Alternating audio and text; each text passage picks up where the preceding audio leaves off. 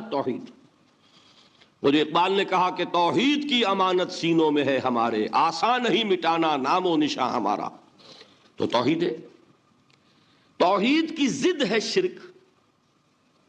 ٹھیک، اس سے میں ایک نتیجہ نکالتا ہوں، کوئی مسلمان جان بوجھ کر مشرک نہیں ہو سکتا. یہ میرا نتیجہ ہے، جان بوجھ کر مشرک نہیں ہو سکتا. وہ شرک میں مبتلا ہوگا تو نہ سمجھی میں ہوگا، نہ دانی میں ہوگا، وہ اسے شرک نہیں سمجھے گا. یہ ممکن نہیں ہے کہ کوئی مسلمان ہو، گیا سے گیا مسلمان، گزرا سے گزرا مسلمان، گھٹیا سے گھٹیا مسلمان، لیکن وہ شرک کو شرک سمجھتے ہوئے اس میں آلودہ ہو جائے. ہوتا کیا سمجھ میں نہیں آتا کہ شرک. تو ضرورت بہت ہے کہ ہم یہ پہچانیں کہ یہ شرک ہے کیا. دوسری بات یہ جان لیجئے، ہمارے دین میں ناقابل عفو جرم کون سا ہے؟ شرک. 2 مرتبہ بیان فرمایا گیا سورہ نساء میں صرف، ان اللہ لا یغفر ان یشرک بہ ویغفر ما دون ذلک لمن یشاء. اللہ تعالیٰ اسے تو ہرگز نہیں بخشے گا کہ اس کے ساتھ شرک کیا جائے، ہاں اس سے کم تر جس کو چاہے گا معاف فرما دے گا. نوٹ کر لیجئے، اس کی بھی اندر بھی اوپن لائسنس نہیں ہے کہ بقیہ سارے گناہ لازماً معاف کر دے گا. یہ نہیں ہے، اس سے تو آپ میں جرت پیدا ہو جائے گی باقی سب کیے جاؤ. یہ نہیں، جس کو چاہے گا بخش دے گا، لیکن امید ضرور دلا دی کہ شرک سے کم تر کوئی گناہ ہو تو اس کے بخشش کی بغیر توبہ کے اللہ تعالیٰ نے امید دلائی. توبہ سے تو شرک بھی معاف ہو جائے گا. اس سے مراد کیا ہے؟ بغیر توبہ کے. اللہ تعالیٰ نے فرمایا کہ اور گناہوں کے بارے میں تو امید کی جا سکتی ہے لیکن شرک کے بارے میں ہرگز نہیں. اہمیت واضح ہو گئی. مزید نمبر 3، اس شرک کی ہماگیریت کا عالم یہ ہے کہ سورہ یوسف کی آیہ مبارکہ ہے وَمَا يُؤْمِنُ أَكْثَرُهُمْ بِاللَّهِ إِلَّا وَهُمْ مُشْرِكُونَ. انسانوں کی اکثریت کا حال یہ ہے کہ وہ اللہ پر ایمان نہیں رکھتے مگر کسی نہ کسی قسم کے شرک کے ساتھ. یہ یونیورسلٹی ہے اس کی کہ اللہ کو بھی مان رہے ہیں لیکن کسی نوع کا شرک جو ہے وہ بھی لگا رکھا ہے. وَمَا يُؤْمِنُ أَكْثَرُهُمْ بِاللَّهِ، انسانوں کی اکثریت کا حال یہ ہے کہ وہ ایمان نہیں رکھتے اللہ پر، الا وہم مشرکون، مگر یہ کہ کوئی نہ کوئی شرک بھی کرتے ہیں. چوتھی بات یہ سمجھیے کہ شرک ہر دور میں بھیس بدل کر آتا ہے. یہ ضروری نہیں ہے کہ شرک کی جو قسمیں آج سے 200 برس پہلے تھیں صرف وہی آج بھی رہیں. ہو سکتا ہے کہ بالکل نئی شکلیں اس شرک نے اختیار کر لی. اس سے کیا نتیجہ نکلا کہ اگر اجتہادی بصیرت نہیں ہوگی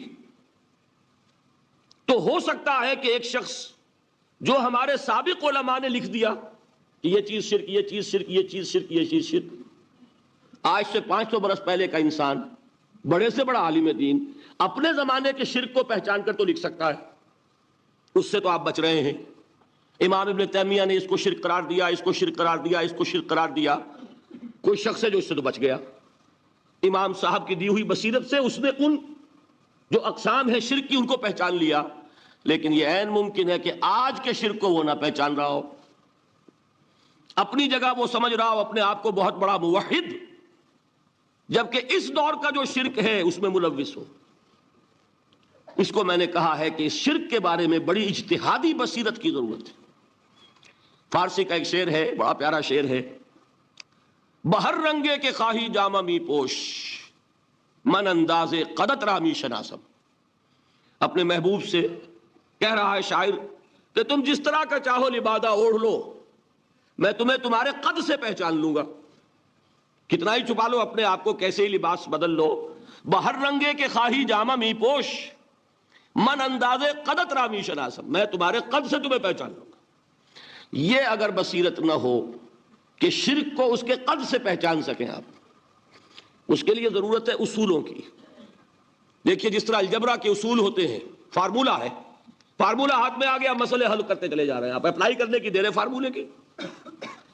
اگر آپ نے صرف گنتی کر کے کسی زمانے کے شرک وہ تو سمجھ لیے، لیکن وہ بصیرت باطنی حاصل نہیں ہوئی، اجتہادی بصیرت، وہ اصول ہاتھ میں نہیں آئے کہ جس سے آپ پہچان سکیں، تو ہو سکتا ہے کہ اس دور کے شرک کو آپ نہ پہچان سکیں۔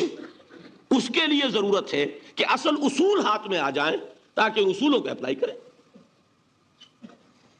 ایک بات مجھ سے اور سن لیجئے، میرا اپنا یہ تاثر ہے، ہمارے دین میں خیر، بھلائی، نیکی، چاہے وہ نظریے کی ہو، علم کی ہو، عقیدے کی ہو، عمل کی ہو، اخلاق کی ہو، وہ سب کیا ہے؟ وہ توحید ہی کے شجرہ طیبہ کی شاخیں ہیں۔ اور شر، برائی، گمراہی، خیالات کی ہو، نظریات کی ہو، علم کی ہو، عقیدے کی ہو، عمل کی ہو، اخلاق کی ہو، سب کے ڈانڈے شرک کے شجرہ خبیثہ سے ملتے ہیں۔ اس شجرہ خبیثہ کے برگوبار ہے جو بھی برائی ہے، عمل کی یا علم کی، اور اس شجرہ طیبہ کے برگوبار ہیں جو بھی خوبی ہے، عمل کی یا عقیدے کی۔ یہ میرا تاثر ہے، اور جب تک اس انداز میں وہ آپ کو اندرونی رشتے ظاہر نہیں ہوں گے، آپ پر منکشف نہیں ہوں گے، وہ اجتہادی بصیرت جو ہے پیدا نہیں ہو سکے گی۔ اب آئیے ایک اور بات دیکھیے، شرک میں اور الحاد میں کیا فرق ہے، یہ بھی ہم نہیں سمجھتے۔ الحاد، مادہ پرستی، وہ کیا ہے؟ ایتھیزم، کسی بھی خدا کا انکار۔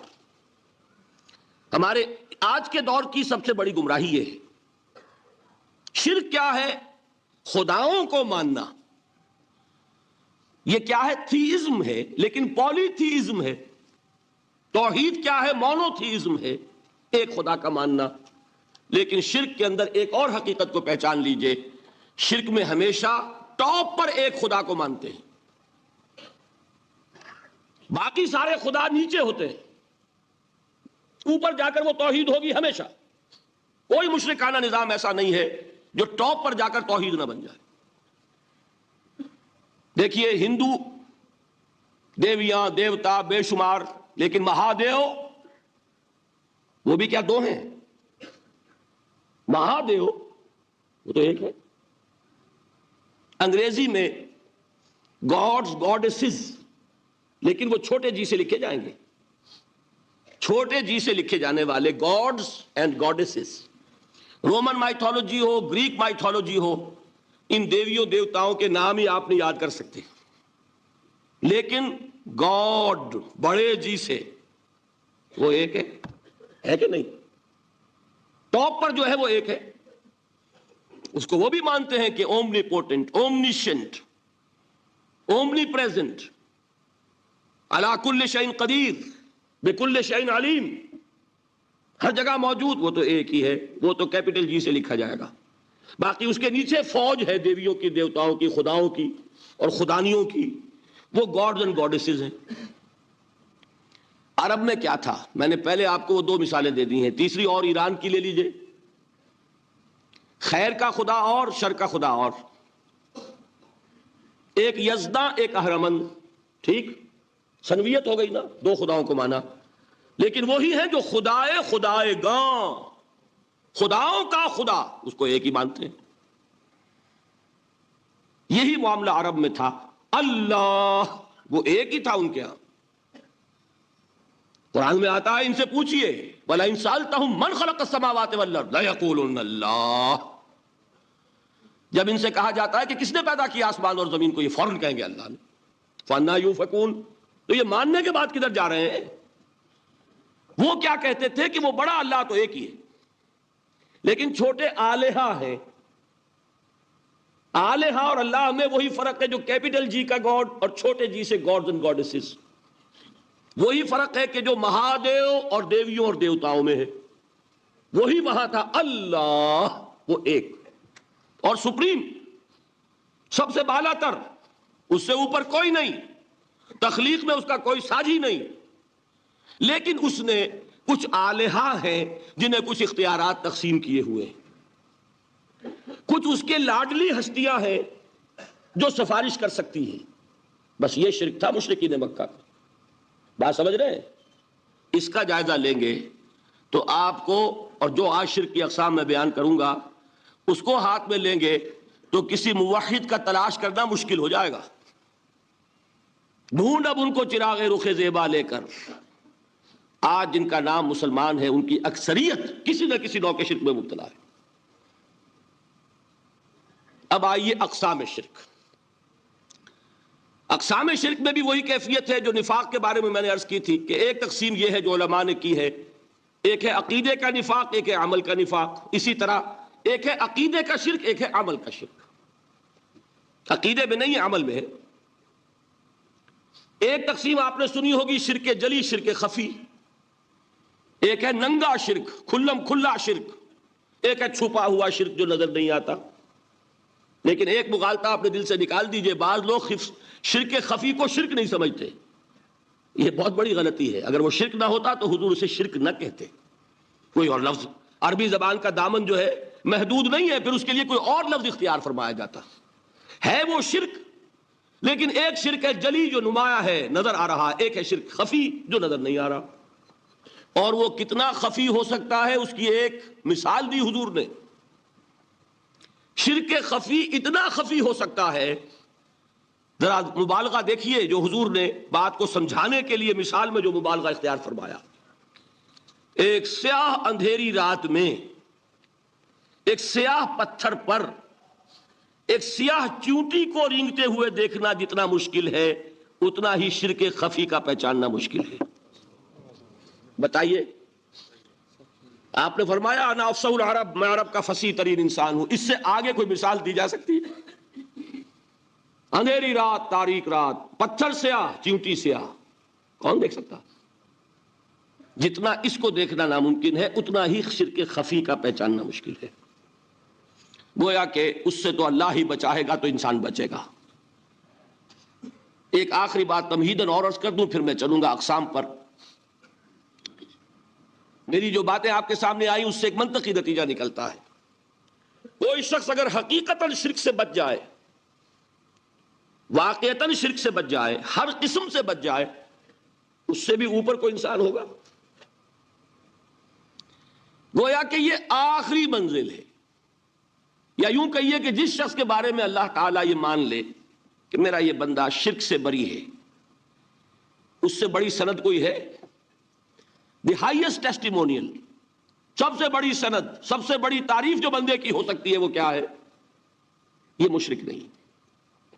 یہی وجہ دیکھیے آپ قرآن مجید میں حضرت ابراہیم کے ذکر میں دیکھیں گے. ابراہیم کا مقام کیا ہے؟ خلیل اللہ، ابو الانبیاء، امام الناس. تین نسبتیں ہیں، تینوں بڑی عظیم. اللہ کے ساتھ نسبت کیا ہے؟ خلیل. واتخذ اللہ ابراہیم خلیلا. ابو الانبیاء، کتنے نبی ہیں ان کی نسل میں؟ اسحاق اور اسماعیل سے چلیے، پھر یعقوب اور یوسف، اور پھر چلیے موسیٰ اور ہارون، اور پھر چلیے سارے انبیاء بنی اسرائیل کے حضرت عیسیٰ، پھر یہاں تک کہ محمد الرسول اللہ. کس کی اولاد ہیں؟ ابراہیم کی. ابو الانبیاء. اور نمبر 3، انی جاعلک للناس اماما، امام الناس. اور قرآن میں جو سب سے بڑی سند انہیں دی جاتی ہے وہ کیا؟ وما کان من المشرکین. وہ ابراہیم مشرکین میں سے نہیں تھے. معلوم ہوا کہ یہ سب سے بڑی سند ہے، سب سے بڑا سرٹیفکیٹ ہے، سب سے بڑا ٹیسٹیمونیل ہے جو اللہ کی طرف سے کسی کو مل جائے. میں جو اقسام شرک بیان کرنا چاہتا ہوں تو میری تقسیم ذرا مختلف ہے. اب وہ ذرا اپنے ذہن میں وہ نقشہ بنا لیجئے، آپ بنایا کرتے ہیں ایک، اس کو پھر 3 میں تقسیم کیجئے. شرک کی 3 بڑی بڑی قسمیں ہیں. شرک فی الذات نمبر 1، شرک فی الصفات نمبر 2، شرک فی الحقوق نمبر 3. اور یہ میں عرض کر دوں آپ سے پہلے ہی، یہ مضمون بہت طویل ہے. میں آج صرف یہ کروں گا کہ خاکہ مکمل کر دوں. اب اس خاکے میں رنگ بھرنا، وہ تو ایک موضوع پر شرک فی الذات پر پوری تقریر ہونی چاہیے، شرک فی الصفات پر ہونی چاہیے. ایک ایک گھنٹے کے میرے 6 کیسٹ ہیں اللہ کے فضل و کرم سے، جو کئی سال سے وہ پھیل رہے ہیں. 6 گھنٹے میں نے ان چیزوں کو بیان کیا. وہ موجود ہوں گے، لیکن آج وہ خاکہ ذہن میں بنا لیجئے. اور کچھ آپ کو الجبرے کے فارمولے ہاتھ میں آ جائیں تاکہ خود آپ میں صلاحیت پیدا ہو جائے پرکھنے کی کہ اس فارمولے کو اپلائی کر کے دیکھ لیں یہ شرک ہے یا نہیں. یہ دو کام تو میں انشاءاللہ آج کر دوں گا، آپ مطمئن رہے. باقی یہ کہ تفصیل وہ تو ہر سلسلے میں تفصیل پھر بہت ہوگی، وہ شوق ہو تو وہ کیسٹ آپ سنیے. تو 3 تقسیمیں ہو گئی. شرک فی الذات، اللہ کی ذات میں کسی کو شریک کر دینا، یہ سب سے زیادہ نمایاں، سب سے زیادہ جلی، سب سے زیادہ عریاں، اور اللہ تعالیٰ کو سب سے زیادہ مبغوض اور ناپسند شرک ہے. شرک فی الصفات نمبر 2، یہ ایک علمی مسئلہ ہے جس میں آدمی ٹھوکر کھا جاتا ہے اگر محتاط نہ ہو. بڑے سے بڑے آدمی کو ٹھوکر لگ جائے گی.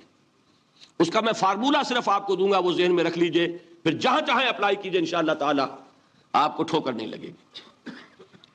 شرک فی الحقوق، اسی کا دوسرا نام شرک فی العبادت ہے. اللہ کا حق کیا ہے بندے پر؟ بندہ اللہ کی عبادت کرے، لیکن اس کو 5 اس کے مظہر ہیں، ان میں گن کر بتا دوں گا کہ یہ شرک فی العبادت ہے. شرک فی العبادت کی اکثر شکلیں وہ ہیں کہ جو عملی شرک علماء جسے کہتے ہیں، اور اس کی شکلیں وہ ہو جائیں گی جن کو شرک خفی کہتے ہیں. تو سب سے جلی شرک فی الذات، سب سے خفی شرک فی الحقوق یا شرک فی العبادت. درمیان میں ایک علمی اعتبار سے مسئلہ ہے شرک فی الصفات کا. اب آئیے سب سے پہلے شرک فی الذات، اس کی 2 قسمیں. اب اس کو تقسیم کیجئے 2 میں. ایک قسم جو زیادہ جلی ہے، زیادہ عریاں ہے، زیادہ ننگی ہے، یہ عجب ستم ظریفی ہے تاریخ کی کہ وہ ان قوموں میں پیدا ہوئی جو اپنا تعلق رسولوں سے جوڑتی ہیں. کیا کہ کسی کو خدا کا بیٹا بنا دینا، بیٹی بنا دینا. اب ظاہر بات ہے بیٹا بیٹی بنا دینا بالکل ہم پلہ کر دیا کہ نہیں؟ نو وہی ہو گئی کہ نہیں؟ دیکھیے غور کیجئے، گدھے کا بیٹا گدھا ہوگا، گھوڑے کا گھوڑا ہوگا، خدا کا خدا ہوگا. انسانوں میں آ جائیے، سید کا بیٹا سید ہوگا، مغل کا بیٹا مغل ہوگا. یہ بالکل ہم کفو بنا دینے والی بات ہے، بالکل ہم پلہ، ہم جنس، ہم نوع. یہ بدترین شرک ہے. اور آپ کو معلوم ہے یہ شرک کن میں پیدا ہوا؟ یہود کے ایک گروہ میں پیدا ہوا جنہوں نے حضرت عزیر کو خدا کا بیٹا قرار دیا. قالت الیہود عزیر ابن اللہ. سب سے زیادہ پیدا ہوا عیسائیوں میں جنہوں نے حضرت مسیح کو خدا کا بیٹا قرار دیا. اور واقعہ یہ ہے کہ اس گمراہی میں ان سے آگے کوئی نہیں جا سکتا. ان بدبختوں نے یہاں تک صراحت کی ہے کہ مسیح خدا کا صلبی بیٹا ہے. اس لیے کہ 2 لفظ آتے ہیں، ایک ہوتا ہے ابن، ایک ہے ولد. ان میں ذرا فرق ہے. ابن کا لفظ عربی زبان میں کسی اور سینس میں بھی استعمال ہوتا ہے. ابن السبیل کسے کہتے ہیں؟ مسافر کو. تو کیا وہ مسافر اور کیا وہ رستے کا بیٹا ہوتا ہے، سبیل کا بیٹا؟ ابن الوقت کسے کہتے ہیں؟ اپارچونسٹ. ابن الوقت کوئی اصول نہیں. گنگا گئے تو گنگا رام اور جمنا آئے تو جمنا داس. یہ کیا ہے؟ ابن الوقت. لیکن ابن کے معنی جو ہے وہ بیٹے کے بھی ہے، تو تعویل ہو سکتی ہے. لیکن انہوں نے ولد کہا ہے. ولد کسے کہتے ہیں؟ صلبی بیٹے. یہ بدترین شرک ہے. یہی وجہ ہے کہ قرآن مجید میں آپ دیکھیں گے کہ جتنا غضب اللہ کا ان پر بھڑکا ہے اس عقیدے پر، وَيُنذِرَ الَّذِينَ قَالُوا اتَّخَذَ اللَّهُ وَلَدًا. یہ قرآن نازل ہوا ہے محمد پر صلی اللہ علیہ وسلم تاکہ وہ خبردار کریں انہیں جنہوں نے یہ کہا ہے کہ اللہ نے کسی کو بیٹا بنایا. یہ سورہ کہف میں ہے، اور اگلی سورت سورہ مریم میں تو ایسا غضب اللہ کا ظاہر ہوتا ہے. وَقَالُوا اتَّخَذَ الرَّحْمَنُ وَلَدًا لَقَدْ جِئْتُمْ شَيْئًا إِدًّا تَكَادُ السَّمَاوَاتُ يَتَفَطَّرْنَ مِنْهُ وَتَنشَقُّ الْأَرْضُ وَتَخِرُّ الْجِبَالُ هَدًّا أَن دَعَوْا لِلرَّحْمَنِ وَلَدًا وَمَا يَنبَغِي لِلرَّحْمَنِ أَن يَتَّخِذَ وَلَدًا. انہوں نے کہا کہ رحمان نے کسی کو بیٹا بنایا. تم بہت بڑی گستاخی کی بات کر رہے ہو. تمہاری اس گستاخی کی وجہ سے آسمان پھٹ پڑنے کو ہے، زمین شق ہو جانے کو ہے، اور قریب ہے کہ پہاڑ ایک دھماکے کے ساتھ گر جائیں کہ انہوں نے خدا کے لیے بیٹا تصنیف کر دیا. حالانکہ اللہ رحمان اس کی شان اس سے بہت بلند و بالا ہے کہ اس کے کوئی بیٹا ہو۔ اس کی وجہ بھی سمجھ لیجئے کہ بیٹے کی ضرورت کسے ہوتی ہے؟ جو خود فانی ہو۔ کیوں ہے آپ کو طلب بیٹے کی؟ ہم نہ ہوگے ہمارا نام زندہ رہے گا، یہ ایک اٹرنل ہونے کی خواہش ہے، انہیرنٹ، نام چلے گا۔ اسی لیے بیٹی سے آدمی سمجھتا ہے کہ نام نہیں چلتا۔ یہ طلب جو ہے بیٹے کی کیوں ہے؟ بیٹے سے نسل چلتی ہے۔ اس کی ضرورت کس کو ہے؟ جو خود فانی ہے۔ وَمَا يَنبَغِي لِلرَّحْمَٰنِ أَن يَتَّخِذَ وَلَدًا، جو خود باقی ہے ہمیشہ کے لیے، اس کو کوئی احتیاج نہیں۔ تو آپ نے بات سمجھ لی، میں بہت مختصر بات کروں گا آج۔ اسی طریقے سے حضرت ابراہیم کی نسل سے تھے جو مکے کے لوگ اور عرب کے لوگ، بنی اسماعیل، جو موحد کامل تھا ابراہیم، جس کو اتنی مرتبہ سند ملی وما کان من المشرکین، ان کی نسل میں وہ لوگ تھے جنہوں نے فرشتوں کو خدا کی بیٹیاں بنا دیا۔ یہ جو ان کی دیویاں تھیں یہ مؤنث، لات، عزا، منات، یہ سب کیا مؤنث نام ہے۔ انہوں نے یہ کہا کہ فرشتے جو ہیں وہ خدا کی بیٹیاں ہیں۔ اصل میں عقیدہ کیسے ہوتا ہے؟ انہوں نے کہا بڑے لاڈلے ہیں، لاڈلی ہوتی ہے بیٹی بہت زیادہ، تو یہ خدا کی بیٹیاں ہیں۔ ہوتے ہوتے ان کا یہ عقیدہ ایسا پکا ہوا کہ بجائے استعارے کے اب انہوں نے حقیقت بنا دیا، یہ خدا کی بیٹیاں ہیں۔ ان پر قرآن مجید نے کئی جگہ پر ذرا ایک لطیف انداز میں تنزیہ پیرائے میں بھی کہا ہے کہ بھائی تم نے خوب کیا، انہوں نے الاٹ کیا تو بیٹا تو کیا، تم نے اللہ کو الاٹ کی تو بیٹیاں کی، جو تمہیں خود پسند نہیں۔ الکم البنون، تمہارے لیے بیٹے ہوں، وَلَهُ الْبَنَاتُ، اور اس کے لیے بیٹیاں۔ تو یہ تو ذرا ایک لطیف انداز ہے، تنزیہ پرایا ہے، لیکن ان تینوں کو اب آپ ایک جگہ کر لیجئے۔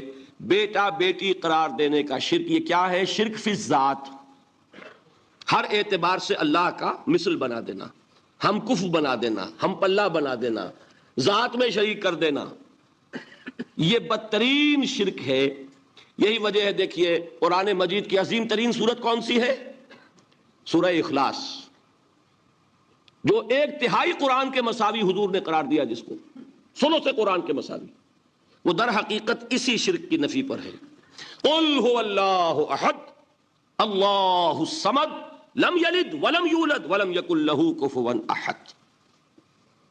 یہی آیا اس میں سورہ بنی اسرائیل کی آیت آخری میں نے سنائی تھی، وَقُلِ الْحَمْدُ لِلَّهِ الَّذِي لَمْ يَتَّخِذْ وَلَدًا، کہو کہ کل شکر اور کل تعریف اس اللہ کے لیے جس نے کسی کو اپنا بیٹا بیٹی نہیں بنایا۔ ولد دونوں پر جاتا ہے، اولاد جیسے آپ کہتے ہیں، اولاد بیٹا بیٹی شریک ہوتے ہیں، نہ اس کا کوئی بیٹا نہ اس کی کوئی بیٹی، نہ وہ جنا گیا نہ اس نے کوئی جنا۔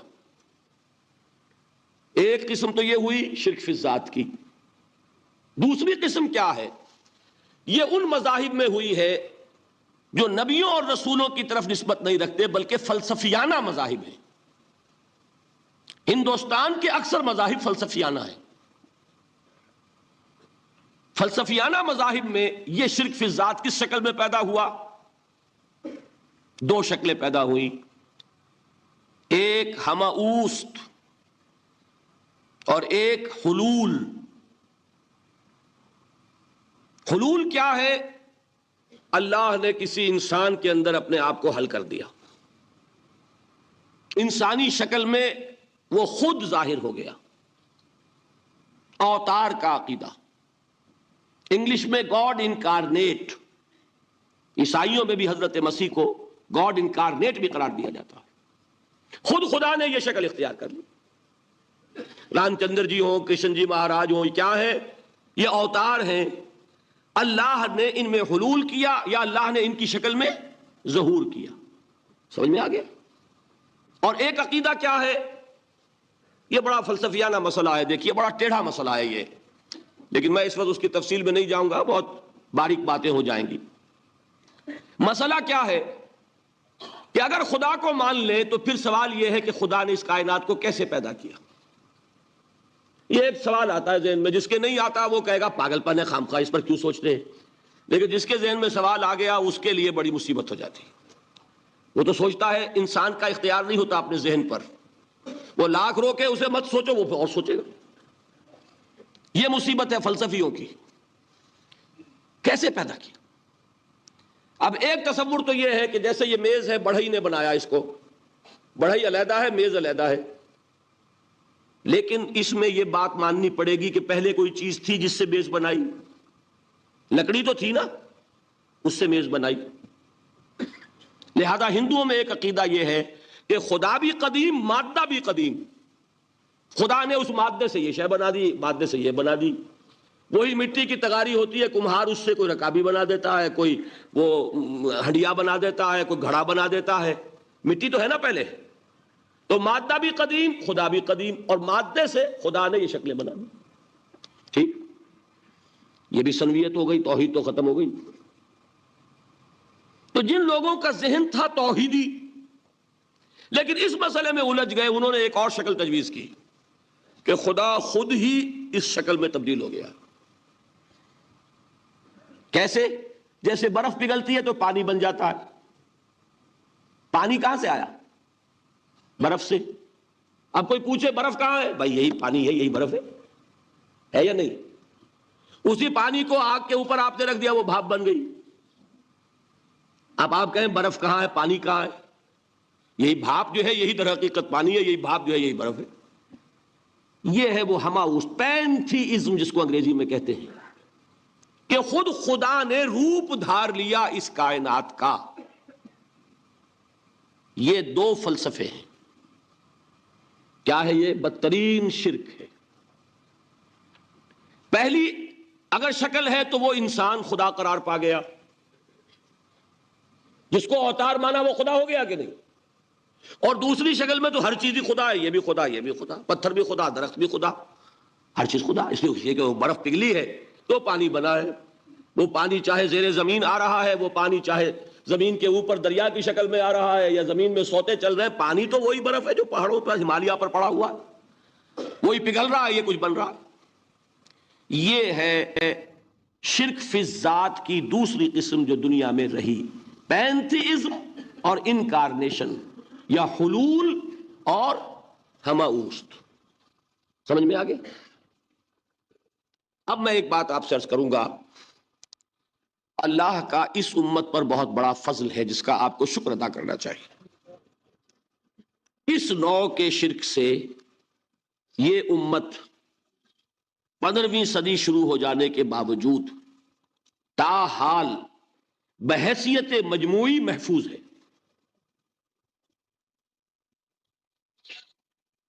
میں نے بحیثیت مجموعی کہا ہے. کوئی افراد یا عوام الناس یا جوہلاء یا شعراء یا نعت گو وہ مبالغہ آرائی میں کوئی بات کہہ دیتے ہو تو وہ علیحدہ بات ہے. لیکن مسلمانوں میں کوئی مستند فرقہ اور اس کے جو مستند عقائد ہیں ان میں الحمدللہ آج تک ایسی کوئی چیز شامل نہیں. اس کا جب آپ تقابل کریں گے نا، آپ کا کیا خیال ہے عیسائیوں کو حضرت مسیح سے کتنی محبت تھی؟ اس کا تقابل کیجئے جو محبت مسلمانوں کو رہی حضور کے ساتھ.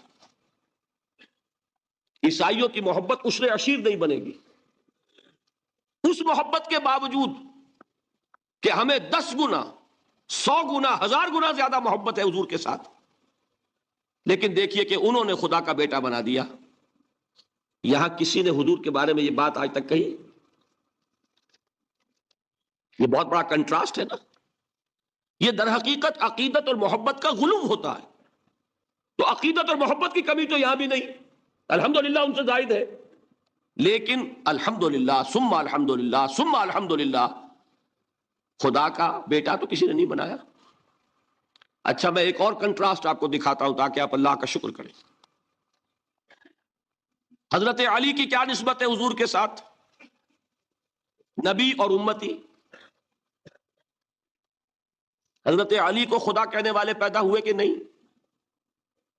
بتائیے نا. کیا وجہ ہے کہ علی کو خدا کہنے والے پیدا ہوئے لیکن محمد کو خدا کہنے والا پیدا نہیں ہوا صلی اللہ علیہ وسلم ورضی اللہ تعالی عنہ؟ بہت اہم بات ہے، غور کیجئے گا اس میں. حالانکہ حضرت علی کا رتبہ کہاں، حضور کا کہاں. آج بھی آپ دیکھیے آپ کے جاہل عوام کے زبان پر نعرہ یا علی مدد کا ہوتا ہے، یا محمد مدد کسی نے کہا آج تک؟ یہ یا محمد لکھنے کے کام آتا ہے صرف، وہ مسجد پہ لکھ دو تاکہ پتہ چل جائے یہ فلاں فرقے کی مسجد ہے، دوسرا خود ہی بھاگ جائے وہاں سے۔ یہ صرف کس کام کے لیے ہے؟ باقی جہاں اصل میدان میں بات آتی ہے، کوئی نعرہ لگاتا ہے یا محمد مدد، محمد کا رتبہ اونچا یا علی کا، تو ان سے کیوں نہیں مدد مانگی؟ یہ سوالات آپ کے سامنے رکھ رہا ہوں میں۔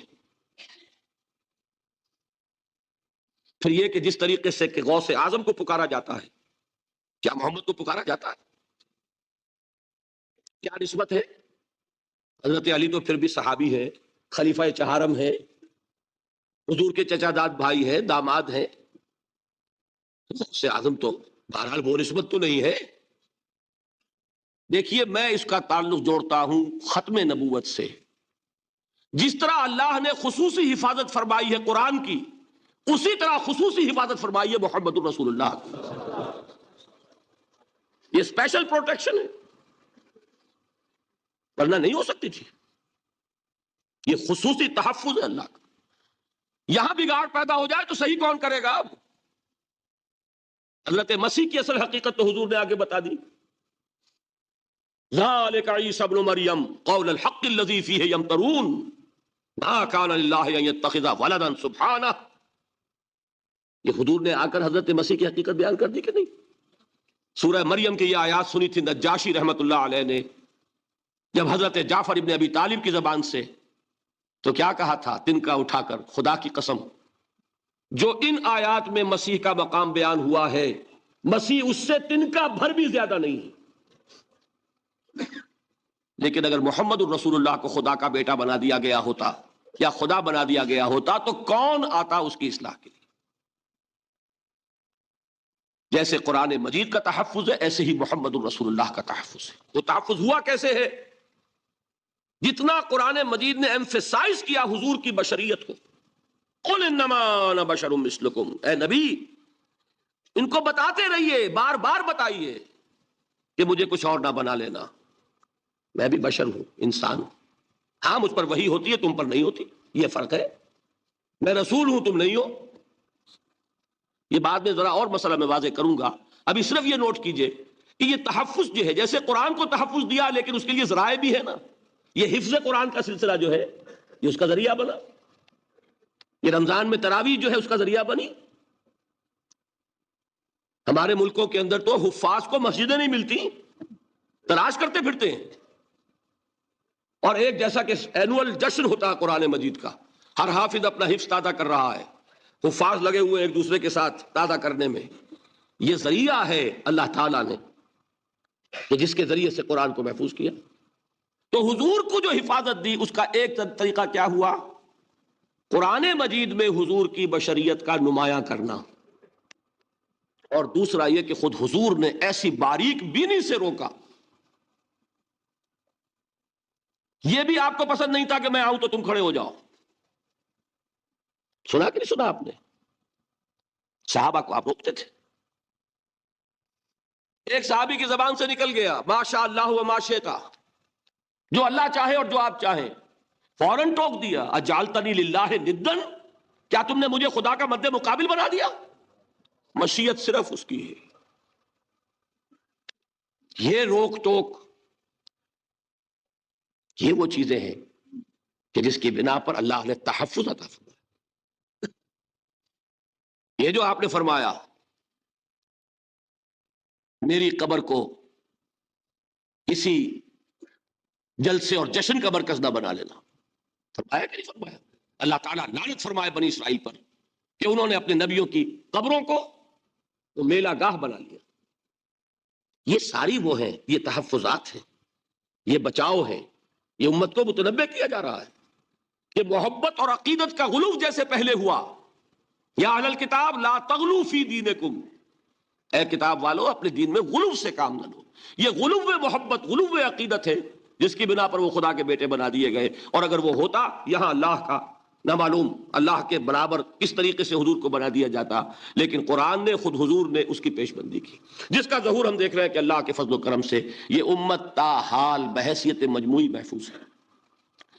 البتہ دیکھیے شاعروں کی باتیں اور ہوتی ہیں، اور عوام کی اور واعظوں کی اور نعت گوؤں کی باتیں جو ہے وہ اور ہیں۔ میں جس چیز کی نفی کر رہا ہوں وہ علماء کی بات ہے۔ شاعروں کا تو قرآن مجید کے اندر خود ہی بھاڑا پھوڑ دیا اللہ نے، والشعراء یتبعهم الغاوون الم تر انہم فی کل واد یہیمون انہم یقولون ما لا یفعلون۔ مبالغہ نہ کریں تو شعر میں رنگ ہی پیدا نہیں ہوتا، پھر شعر کائے کو کہنا ہے نثر کہو بھائی، مبالغے سے اس میں ایک تاثیر پیدا ہوتی ہے۔ وہ مبالغے ہمارے شاعروں نے ہمارے نعت گوؤں نے کیے ہیں، اور اس میں اللہ تعالیٰ انہیں معاف کرے بالکل اوتار کر الفاظ بھی استعمال کر دیے۔ وہی جو مستوی عرش تھا خدا ہو کر، اتر پڑا وہ مدینے میں مصطفیٰ ہو کر۔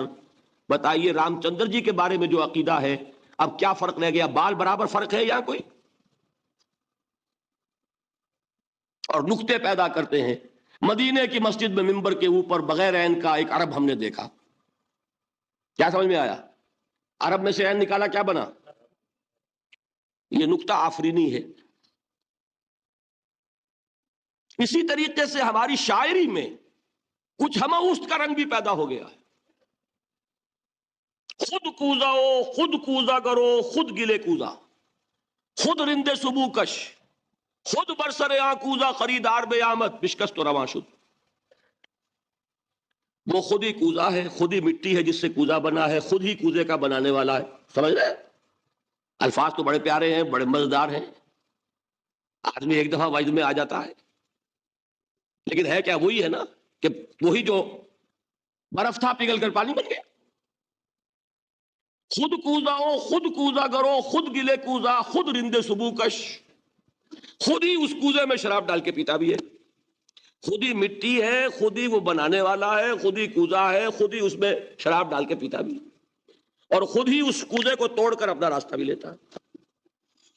اب آپ اس پر سر دنیے اور جو چاہے کریں، لیکن یہ کہ اس کا ڈانڈے مل گئے کہ نہیں اسی اماؤس سے؟ لیکن یہ کسی مفتی کی بات ہے کیا؟ یا کسی ائمہ دین میں سے کسی کا قول ہے؟ بھائی شاعروں کی باتیں سن لیا کریں، اللہ اللہ خیر صلی۔ ان چیزوں کا بہت زیادہ سختی کے ساتھ نوٹس بھی لینے کا کوئی فائدہ نہیں ہوتا۔ بات وہ ہونی چاہیے کہ جو علماء کہہ رہے ہوں، مستند عقائد ہوں، جو ان کی کتابوں میں درج ہوں، ان سے بات ہونی چاہیے۔ تو یہ چیزیں، یہ گمراہیاں آئی ہیں، لیکن الحمدللہ ثم الحمدللہ کہ یہ عوام میں ہے، جہلاء میں ہے، شعراء میں ہے، نعت گوؤں میں ہے، یہ کسی بھی مستند دینی فرقے کے مستند علماء میں ہم کہاں موجود نہیں۔ البتہ ایک مسئلہ جو ہے نور اور بشر کا، وہ ذرا تھوڑا سا میں حل کر دوں آج۔ آپ سمجھتے ہوں گے لا ینحل ہے۔ میں نے جس طرح کہا تھا کہ امام بخاری کا قول بھی 100% درست اور امام ابو حنیفہ کا بھی 100% درست ثابت کیا کہ نہیں، اسی طرح میں کہتا ہوں جو حضور کو بشر کہتے ہیں وہ بھی 100% درست، جو حضور کو نور کہتے ہیں وہ بھی 100% درست۔ مطلب کیا ہے؟ دیکھیے ہر انسان کے وجود کے دو حصے میں نے پہلے دن شاید کچھ بیان کیا تھا۔ ایک خاکی وجود، اور اینیمل بینگ جو حیوان ہے ہمارا، ایک وہ روح ربانی جو اس میں پھونکی گئی۔ آدم میں جب وہ روح پھونکی گئی تب وہ مسجود ملائک بنے۔ فَإِذَا سَوَّيْتُهُ وَنَفَخْتُ فِيهِ مِن رُوحِي فَقَعُوا لَهُ سَاجِدِينَ۔ دو جگہ آیت ہے قرآن مجید میں، ایک شوشے کے فرق کے بغیر، سورہ حجر اور سورہ صاد۔ جب میں اس کو پوری طرح تیار کر لوں اور اس میں اپنی روح میں سے پھونک دوں تو گر پڑنا اس کے سامنے سجدے میں۔ ہمارا جو خاکی وجود ہے وہ ظلمانی ہے، اور جو ہمارا روحانی وجود ہے وہ نورانی ہے۔ اس کی نسبت کس سے ہے؟ اللہ سے۔ بات سمجھ میں آئی؟ لیکن ہم نے اپنے اس نورانی وجود کو اپنے خاکی ظلمانی وجود میں دفن کیا ہوا ہے، اور محمد الرسول اللہ صلی اللہ علیہ وسلم کا وہ نورانی وجود آپ کے اس خاکی وجود پر اس درجے غالب تھا کہ وہ خاکی وجود معدوم کے درجے میں ہے، لیکن وہ حضور صلی اللہ علیہ وسلم پر اثر انداز نہیں ہو سکتا. وہی خاکی وجود ہے جسے ہم نفس کہتے ہیں. نفس غلبہ کر سکتا ہے محمد پر صلی اللہ علیہ وسلم. حضور کی شخصیت کی نورانیت نے آپ کی شخصیت کے خاکی وجود کا احاطہ کیا ہوا ہے.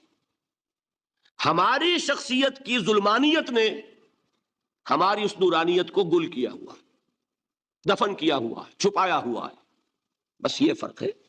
انہیں آپ کہہ لیں نور، صحیح ہے، ان کی نورانیت غالب ہے. یہی بات ہے جو حضور نے اس طرح سمجھائی. دیکھو ہر انسان کے ساتھ ایک شیطان ہوتا ہے. اب کسی صحابی نے بڑی جرت سے کام لیا، پوچھ لیا حضور کہ آپ کے ساتھ بھی ہے؟ ہر انسان کے ساتھ جو کہا نا، تو انسان تو ہے آپ بھی، کیونکہ آپ کے ساتھ بھی ہے. آپ نے فرمایا ہے، لیکن میں نے اسے مسلمان کر رکھا. بات ختم ہو گئی. نفی نہیں ہے، وہ میرے تابع ہے، میرا مطیع ہے، مجھے گردن نہیں پہنچا سکتا. ہے تو صحیح، لیکن نہ ہونے کے درجے میں آ گیا کہ نہیں.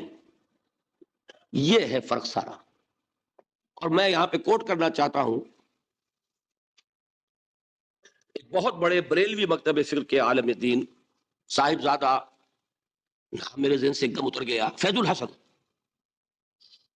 اللہ تعالیٰ ان کی خطاؤں سے درگزر فرمائے، ان کی مغفرت فرمائے. آپ نے سنا ہوگا نا، انہوں نے ایک روز تقریر کی جو میں نے سنی. اور تقریر کہاں کی؟ ساہیوال میں. وہاں کا ایک بہت مشہور چوک ہے، مہاجرین، مسجد مہاجرین کہلاتی ہے، وہاں تقریر تھی. میں نے سنی. ان کے الفاظ یہ تھے کہ کیا آپ لوگ ہمیں جاہل سمجھتے ہیں؟ کیا ہمیں عربی نہیں آتی؟ کیا ہم نے قرآن نہیں پڑھا جس میں بار بار یہ لکھا ہوا ہے کہ حضور بشر ہیں؟ حضور بشر ہیں، لیکن اصل میں ہم حضور کی بشریت کو نمایاں کرنے کو سوء ادب سمجھتے ہیں. بات سمجھیے آپ نے، اس قدر پیاری بات ہے. انہوں نے کہا کہ آپ کے باپ کا نام کیا ہے؟ عبد الرحمان. آپ عبد الرحمان کہہ کے پکارتے ہیں انہیں؟ ابا جان. ابھی آپ نے وہ آیات سنی، حضرت ابراہیم نے اپنے مشرک باپ کو یا ابت ہے، یا ابت ہے، بڑا پیارا ترجمہ کیا. ابا جان، ابا جان. کیا نام لیں گے؟ آپ کے باپ کا نام ہے، نام نہیں لیتے آپ. کیوں؟ ادب کی وجہ سے. اسی وجہ سے ہم در حقیقت حضور کی بشریت کو نمایاں کرنے کو سوء ادب سمجھتے ہیں. ورنہ کوئی ہم جاہل ہیں، ہمیں عربی نہیں آتی، ہم نے قرآن نہیں پڑھا، ہم جانتے ہیں کہ وہ بشر ہے. بات سمجھ میں آئی؟ کتنی آسانی سے مسئلہ حل ہوتا، بشرطے کہ نیت حل کرنے کی ہو. آخر آمنہ کے بیٹے ہیں، عبداللہ کے بیٹے ہیں، عبد المطلب کے پوتے ہیں. بچپن آپ پر گزرا ہے، لڑکپن آپ پر گزرا ہے، نوجوانی آپ پر آئی ہے، جوانی آپ پر آئی ہے، شادی آپ نے کی ہے، اولاد آپ کی ہے. کون بے وقوف احمق ہوگا کہ جو آپ کی بشریت کا انکار کرے گا؟ لیکن یہ کہ جس طریقے سے اس کو بیان کیا جاتا ہے وہ ایک مسئلہ بن گیا اختلافی. وہ رد و قضا اور کھینچ تان. اور اس میں بھی سمجھ لیجئے مثلوکم پر جو ایمفیسس بعض حضرات دے دیتے ہیں اپنے توحیدی جو ان کے اندر ایک مزاج ہے، اللہ تعالیٰ ان کے مزاج کو اور پختہ کرے، لیکن اس میں بھی مبالغہ کیا جاتا ہے. ایک حدیث مجھ سے سنیے جس میں حضور نے مثل کا انکار کیا. مثلکم کا مطلب اگر کسی نے یہ سمجھا کہ بالکل ہم جیسے ہیں تو بہت بڑی مغالطے میں. حضور صوم وصال سے منع فرماتے تھے، خود رکھتے تھے. صوم وصال کیا ہے؟ آج روزہ رکھا، شام کو افطار نہیں کیا، وہی روزہ رات بھر چل رہا ہے، اگلے دن بھی چل رہا ہے، شام تک کو جا کے پھر کھولا تو 2 دن کا صوم وصال ہو گیا. اگلے دن بھی نہیں کھولا، چلا تو 72 گھنٹے کا صوم وصال ہو گیا. یہ کیا ہے؟ صوم وصال. خود رکھتے تھے اور صحابہ کو روکا. صحابہ میں سے کسی نے ہمت کر لی، حضور آپ خود رکھتے ہمیں روکتے. فرماتے ہیں ایکم مثلی، تم میں سے کون مجھ جیسا ہے؟ ابھی تو عند ربی، میں تو اپنے رب کے پاس رات گزارتا ہوں. ہوا یطعمنی ویسقین، وہ مجھے کھلاتا ہے پلاتا ہے. بتائیے کون ہے جو اس کا دعویٰ کرے گا؟ حضور کے خصائص ہیں. حضور خود فرماتے ہیں تم صرف سامنے سے دیکھتے ہو، میں پیچھے سے بھی دیکھتا ہوں. کہاں ہوا وہ مثلیت؟ اگر آپ نے بالکل اپنے جیسا سمجھ لیا تو بڑے مغالطے میں ہیں. نبی کا مقام ہے، نبی کا رتبہ ہے، نبی کے خصائص ہیں. آپ سو گئے تو آپ کی نیند، آپ کی وضو ٹوٹ گئی اور نبی سو گیا تو کہاں گئی مثلیت پھر؟ مثل اس معنی میں کہ بشر ہیں، نسل آدم سے ہیں، اس میں کوئی شک نہیں، اس معنی میں مثل ٹھیک ہے، قل انما انا بشر مثلکم، لیکن ہر اعتبار سے تو نہیں، سب سے بڑا فرق یہی ہے کہ وہی آ رہی ہے، معراج پہ تشریف لے گئے ہیں، اس دنیا میں بیٹھے ہوئے بھی جنت کا مشاہدہ فرما لیتے ہیں، کرا دیا جاتا ہے، دوزخ کا مشاہدہ کرایا جاتا ہے، فرشتے کو دیکھ رہے ہیں، یہ چیزیں ہیں۔ اور پھر خصائص جیسا کہ میں نے عرض کیا کہ آپ پیچھے سے بھی دیکھتے ہیں، آپ کا معاملہ یہ ہے کہ آپ اگر سو جائیں تو آپ کا وضو نہیں ختم ہوگا، یہ ساری چیزیں جو ہے ان سب کو بیلنس کیجئے تو معلوم ہوگا کہ آپ بشر بھی ہیں 100% درست، لیکن آپ کی وہ نورانیت، آپ سراج منیر، ہدایت کا روشن چراغ، آپ کی جو روح انور ہے، وہ آپ کے اس جسدی وجود پر اس طریقے سے حاوی ہے کہ گویا کہ اس نے اس کی ظلمانیت کو ختم کر کے رکھ دیا۔ اس معنی میں کوئی کہے نور مجسم تو مجھے کوئی اعتراض نہیں، یہ ہے ان چیزوں کو جمع کرنے کی شکل، خام خواہ کی کھینچتان کے سوا کچھ نہیں۔ بہرحال یہ پہلا حصہ ختم ہوا، شرک فی الذات۔ اب آئیے شرک فی الصفات۔ میں نے عرض کیا تھا کہ یہ ایک بڑا علمی مسئلہ ہے اور اس میں ٹھوکر لگ جاتی ہے۔ وجہ کیا ہے اس کو سمجھ لیں۔ بنیادی بات، ہماری زبان جو ہے وہ بہت محدود ہے، ہماری ہی زبان ہے جسے اللہ نے ذریعہ بنایا اپنی ہدایت کا، ورنہ ہمارے پلے نہ پڑتی بات، ظاہر ہے نا۔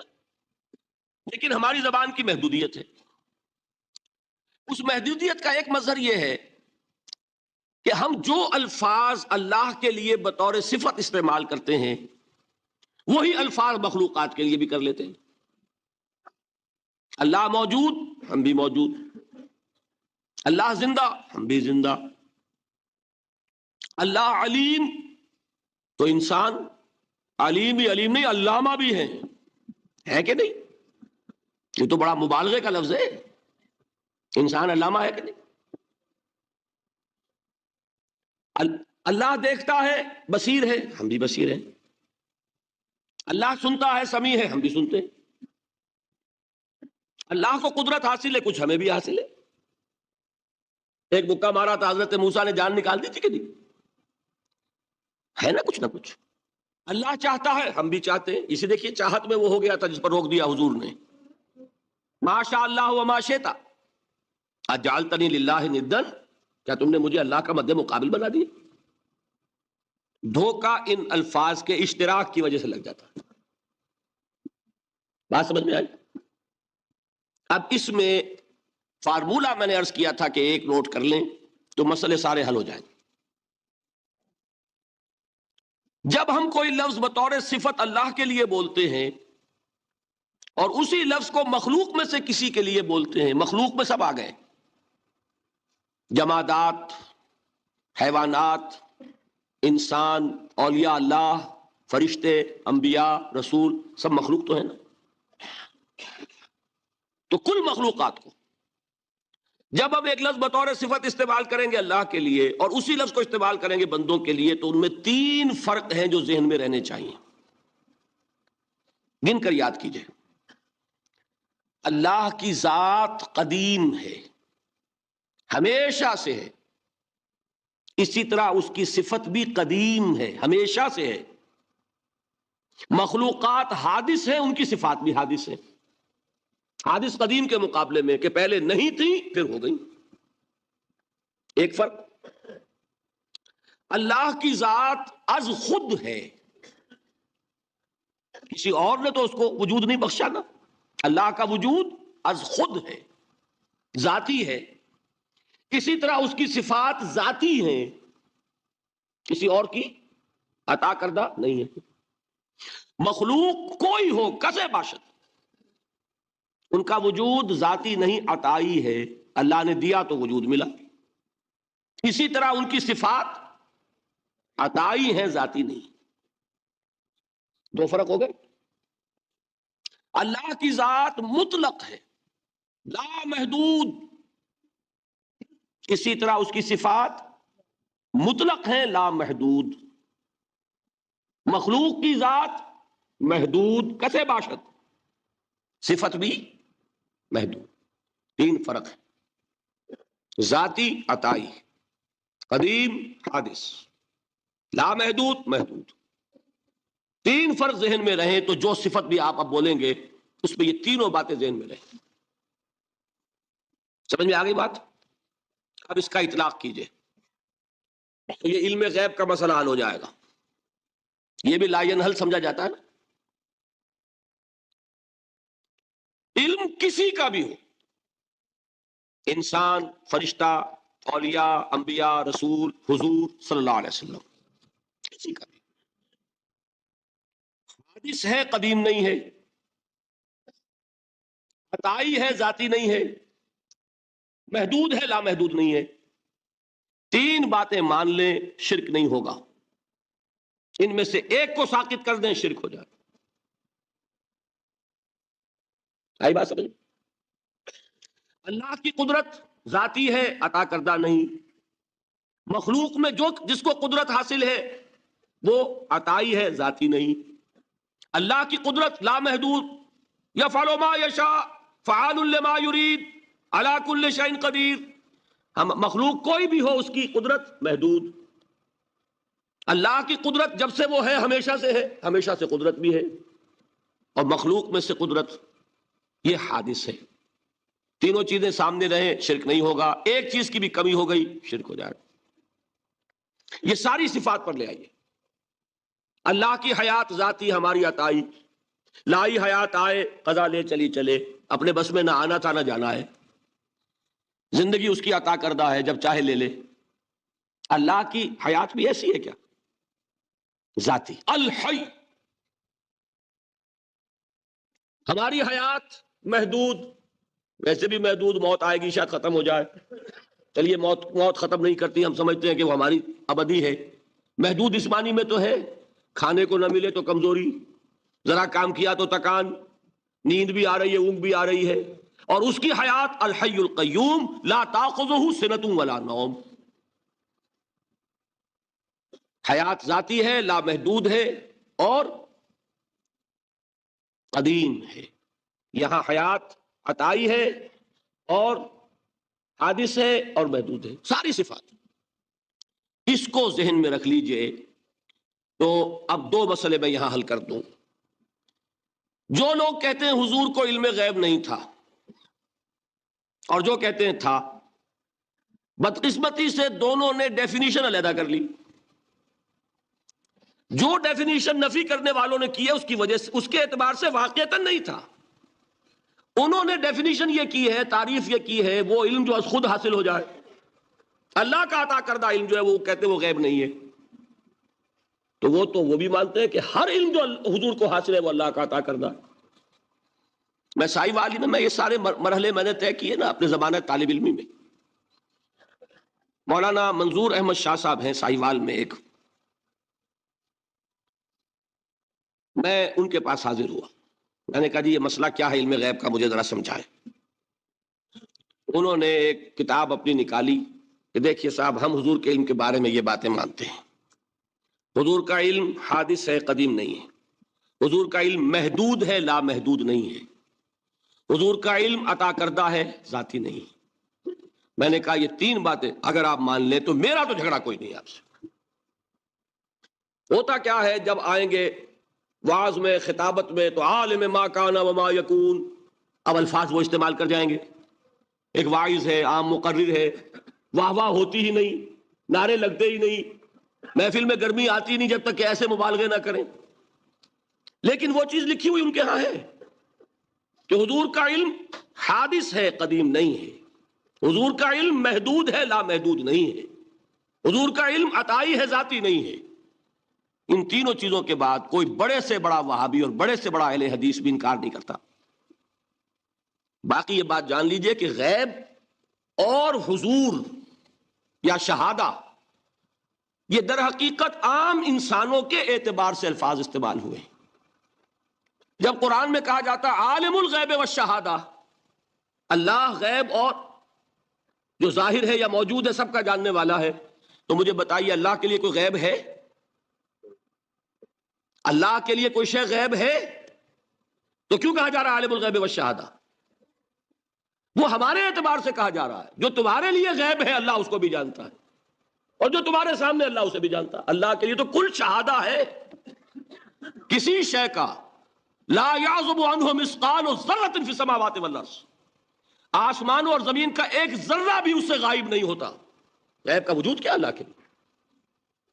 تو یہ الفاظ مستعمل ہیں ریلیٹو ہمارے اعتبار سے، اور ہمارے اعتبار سے جو شے غیب ہے اس میں سے ایک حصہ اللہ دیتا ہے نبی کو، تبھی تو نبی بنا. فرشتے کو دیکھا، فرشتہ ہمارے لیے غیب ہے. جنت دکھائی کہ نہیں دکھائی، ہمارے لیے غیب ہے کہ نہیں ہے. دوزخ کا مشاہدہ کرایا کہ نہیں کرایا، ہمارے لیے وہ غیب ہے کہ نہیں ہے. جو چیزیں ہمارے لیے غیب ہیں انہی کے پردے اللہ کچھ اٹھاتا ہے. کل غیب نہیں. کل غیب کا علم ہو جائے گا تو وہ شرک ہو جائے گا. کل کا لفظ جہاں آیا شرک ہوا. جب آپ کہہ رہے ہیں محدود ہے، لا محدود نہیں ہے، تو کل کا لفظ استعمال نہیں کر سکتے. لیکن غیب میں سے کچھ علم دیا گیا تبھی تو نبی بنا، ورنہ میرے اور نبی میں فرق کیا ہوا پھر؟ البتہ یہ کہ وہ غیب کا علم ہو یا حاضر کا علم ہو، سائنٹیفک نالج ہو یا وحی کا علم ہو، کوئی بھی علم ہو، آیت الکرسی کے الفاظ نوٹ کیجئے، یعلم ما فی السماوات وما فی الارض، وہ جانتا ہے. ولا یحیطون بشیء من علمہ الا بما شاء، مخلوق میں سے کوئی بھی اس کے علم میں سے احاطہ نہیں کر سکتا مگر جتنا وہ چاہے. اب یہ بات علیحدہ ہے کہ ہم کون ہے طے کرنے والے کہ ناپیں بیٹھ کر کے اللہ نے ابراہیم کو کتنا علم دیا. ہم ناپ سکتے ہیں؟ عیسیٰ کو کتنا دیا ہم جان سکتے ہیں؟ تو ابراہیم کا، موسیٰ کا، عیسیٰ کا نہیں ناپ سکتے تو محمد رسول اللہ کا کہاں ناپیں گے؟ یہ پاگل پن ہے. یہ ہے جو غلطی ہوتی ہے. ہم کون ہے طے کرنے والے؟ اللہ نے اپنے نبی کو دیا جو دیا، بات ختم. کل نہیں کہیں گے. کل کہا شرک ہو جائے گا، ذاتی کہا شرک ہو جائے گا. عطائی ہے، جو دیا اللہ نے دیا، اور کل نہیں دیا، جتنا چاہا دیا. ہے حادث، قدیم نہیں. تینوں چیزوں مان لیجئے تو شرک کا کوئی شائبہ نہیں ہوگا. باقی جہاں ایک طرف قرآن میں وہ آیات ہیں کہ اللہ کے غیب کو کوئی نہیں جانتا، ٹھیک، وہاں یہ بھی ہے کہ لا یظہر غیبہ، لا یظہر علی غیبہ الا من ارتضی بالرسول، وہ اپنے غیب پر قابو نہیں دیتا مگر اپنے رسول میں سے جس کو چاہے. یہ دونوں آیتیں قرآن کی ہے کہ نہیں؟ اسی لیے در حقیقت جو غیب کی نفی کرتے ہیں حضور سے، وہ کہتے ہیں کہ از خود معلوم ہونے والی شے غیب ہے. ہم کہتے ہیں از خود تو کوئی بھی شے کسی کو معلوم نہیں. ہمیں حاضر کا علم بھی اللہ ہی دیتا ہے تو ہوتا ہے، غیب کا تو بہت دور کی بات ہے. یہ مسئلے بڑے سیدھے ہیں، خام خواہ ہم نے پیچیدہ بنایا ہوا ہے. خدا کے لیے ان مسئلوں کو سلجھائیے اور جوڑیے، کاٹنے کی بجائے جوڑنے کی فکر کیجیے کہ بھائی اپنی اپنی جگہ پر علیحدہ علیحدہ تم نے تعریفیں کر رکھی ہیں اس لیے جھگڑ رہے ہو، ورنہ دونوں باتیں صحیح ہیں. ایک مسئلہ ذرا اور زیادہ علمی ہے، میں ذرا پریشان ہو رہا ہوں کہ وقت زیادہ ہو رہا ہے. وہ مسئلہ ہے وحدت الوجود کا. ہمارے بہت سے صوفیہ وحدت الوجود کے قائل ہیں، اور ہمارے کچھ لوگ جو معترض ہیں وہ وحدت الوجود اور ہمہ اوست کو کنفیوز کر دیتے ہیں، ایک سمجھ لیتے ہیں. ہمہ اوست میں بیان کر چکا ہوں کہ بدترین شرک ہے. وحدت الوجود اور شے ہے، باریک باتیں سمجھ میں نہیں آتی عام لوگوں کے. سادہ ترین الفاظ میں آپ کو سمجھاتا ہوں. ایک نظریہ یہ ہے کہ اللہ ہی نے یہ روپ دھار لیا، یہ ساری چیزیں بالفعل موجود ہیں، یہ بھی ہے، یہ بھی ہے، یہ بھی ہے، اور یہ سب اللہ ہی ہے. یہ بدترین شرک ہے، شرک فی الذات. ایک لوگوں کی رائے یہ ہے کہ یہ کچھ ہے ہی نہیں، یہ سراب ہے. سراب میں کیا ہوتا ہے؟ آپ کو پانی نظر آتا ہے نا؟ ہوتا ہے پانی؟ نہیں. ہر چند کہے کہ ہے، نہیں ہے، ہے ہی نہیں. بس اللہ ہی ہے، یہ ہے ہی نہیں. دیکھیے ایک شعر ہے، کل ما فی الکون وہم او خیال او عکوس فی المرایا او ظلال. اس کائنات میں جو کچھ ہے یا تو وہم ہے یا خیال ہے، یا جیسے شیشے میں عکس ہوتا ہے، آپ ادھر کھڑے آئینے کے نظر آ رہے ہیں، ادھر بھی ہے، ادھر کوئی نہیں، یا جیسے سایہ ہوتا ہے، سایہ درخت کا سایہ زمین پر پڑ رہا ہے، اس کا کوئی وجود ہے؟ تو ایک رائے یہ، آپ اس سے اختلاف کریں، اسے پاگل پن کہہ دیں، کیا بیوقوفی کی بات کر رہے ہیں؟ جو چاہے آپ کہہ دیں، شرک نہ کہیے۔ وہ کہتے ہیں موجود صرف ایک ذات اللہ کی ہے، حقیقتاً موجود، یہ جو کچھ نظر آ رہا ہے یہ موجود ہی نہیں ہے، اس کو شرک نہیں کہیں گے۔ اس سے اختلاف کریں، کوئی ضروری نہیں ہے کہ آپ مانیں ان کی بات، میں یہ نہیں کہہ رہا کہ آپ ضرور مانیں۔ شیخ احمد سرہندی رحمۃ اللہ علیہ نے اسے سمجھایا ہے اس کائنات کی حقیقت کیا ہے، ایک مثال سے۔ ان کے نظریے کو وحدت الشہود کہتے ہیں نا، وحدت الشہود، وحدت الوجود۔ شاہ ولی اللہ دہلوی نے فیصلہ کیا ہے کہ دونوں میں باریک سا فرق ہے، کوئی فرق نہیں ہے، تعبیر کا فرق ہے۔ وہ مثال دیتے ہیں کہ دیکھیے ایک مشعل لیجئے، مشعل کیا ہوتی ہے؟ ایک لکڑی ہے، اس کے ایک سرے کے اوپر آپ نے کپڑا وغیرہ باندھ کے تیل ڈال کے آگ لگا دی، شعلہ جوالا ہے، ایک شعلہ، ٹھیک؟ وہ فرماتے ہیں کہ اس کو تیزی کے ساتھ ایک دائرے میں حرکت دیجئے، آپ کو آگ کا دائرہ نظر آئے گا، دیکھنے والے کو نظر آئے گا کہ نہیں؟ کیا دائرہ فی الواقع موجود ہے؟ بات ثابت ہو گئی کہ نہیں ہے، نظر آ رہا ہے۔ یہ فرماتے ہیں حضرت مجدد، ای الصنعت باری تعالی است، کہ معدوم را موجود می نمائند، یہ اللہ تعالیٰ کی صنائی ہے، خلاقی ہے، کہ جو شے ہے نہیں اس کو دکھا دیتے ہیں کہ ہے، جیسے آپ نے آج سی دائرہ دکھا دیا ہے نہیں، اس کائنات کا کوئی وجود نہیں۔ میں پھر عرض کروں گا، آپ اس سے اختلاف کریں، اسے نہ مانیں، چھوڑ دیں اس کو، یہ مسئلے ہیں فلسفے کے، لیکن سوال یہ ہے کہ اس کو شرک نہیں کہیں گے آپ۔ شرک وہ ہے جب کہیں یہ بھی شے ہے اور خدا ہے، یہ بھی ہے اور خدا ہے، پتھر بھی ہے اور خدا ہے۔ جب یہ کہا جائے گا یہ ہے ہی نہیں، صرف خدا ہے، تو در حقیقت اس کو شرک نہیں کہیں گے، یہ وحدت الوجود ہے، یونٹی آف بینگ۔ اب اس کو میں ایک اور اعتبار سے سمجھا دوں گا تو مجھے امید ہے اللہ تعالیٰ اس کو آپ پر کھول دے گا۔ دیکھیے، ایک ہمارا علم، ایک اللہ کا علم، ٹھیک؟ جب تقابل کریں گے تو کیا کہیں گے؟ اللہ کے علم کے مقابلے میں ہمارا علم ہے ہی نہیں، ٹھیک؟ اللہ کی قدرت کے مقابلے میں ہماری قدرت زیرو، اللہ کی مشیت کے مقابلے میں ہماری مشیت کچھ نہیں۔ وما تشاؤون الا ان یشاء اللہ، تم چاہ بھی نہیں سکتے جب تک کہ اللہ نہ چاہے۔ تو کیا ہوئی؟ خاک ہوئی۔ یہی آتے ہیں نا جو حدیث جس میں کہ دعا استخارہ حضور نے تلقین فرمائی، اور صحابہ فرماتے ہیں کہ حضور نے ہمیں اس طرح سکھائی یہ دعا استخارہ جیسے قرآن سکھایا۔ اس میں الفاظ کیا ہیں؟ فَإِنَّكَ تَعْلَمُ وَلَا أَعْلَمُ وَتَقْدِرُ وَلَا أَقْدِرُ، اے اللہ تجھے قدرت حاصل ہے، مجھے کوئی قدرت حاصل نہیں۔ اگر ظاہری الفاظ پر جائیں گے تو یہ تو خلاف واقعہ بات ہے۔ کیا حضور کو کوئی علم حاصل نہیں تھا؟ یہاں تو حضور فرما رہے ہیں فَإِنَّكَ تَعْلَمُ وَلَا أَعْلَمُ۔ یا چلیے اگر کوئی اور عام انسان کہتا ہے میں نہیں جانتا، تو کیا کوئی علم حاصل نہیں اسے؟ کچھ نہ کچھ علم تو ہے نا۔ لیکن اللہ کے علم کے مقابلے میں وہ نہ ہونے کے برابر ہے۔ اسی طریقے سے سمجھ لیجئے اللہ کے وجود کے مقابلے میں اس کائنات کا وجود نہیں ہے۔ بات ختم ہو گئی، مسئلہ صاف ہو گیا۔ حقیقی وجود صرف اللہ کا ہے، یہ اعتباری ہے، یہ ٹرانزینٹ، all is change، پینٹارائم، بدل رہی ہے ہر شے، کسی چیز کو ثبات نہیں۔ آپ ایک لمحے پہلے جو آپ تھے وہ آپ، ایک لمحے بعد وہ آپ نہیں ہیں، بدل گئے آپ۔ ایک تسلسل ہے آپ کا کہ آپ سمجھتے ہیں کہ آپ وہی ہیں کہ جو آج سے 10 سال پہلے تھے۔ کیا آپ وہی ہیں؟ بدل چکے، خون پورا بدل چکا، نہ معلوم کتنی دفعہ بدل چکا، کھال بدل چکی۔ یہ تو معلوم یہ ہوا کہ یہ جو کچھ ہے ٹرانزینٹ ہے، عارضی ہے، فانی ہے، نہ ہونے کے برابر ہے، وجود برحق صرف اللہ کا۔ یہ بھی در حقیقت اسی شرک فی الوجود کی بات ہے۔ اگر ہم یہ کہیں کہ اللہ بھی موجود ہم بھی موجود، یہ کیا ہو گیا؟ شرک فی الوجود۔ اسی کو کہا ہے غالب نے جارو بلا بیار کہ یہ شرک فی الوجود۔ با گرد فرش و سینہ بایواں برابر است.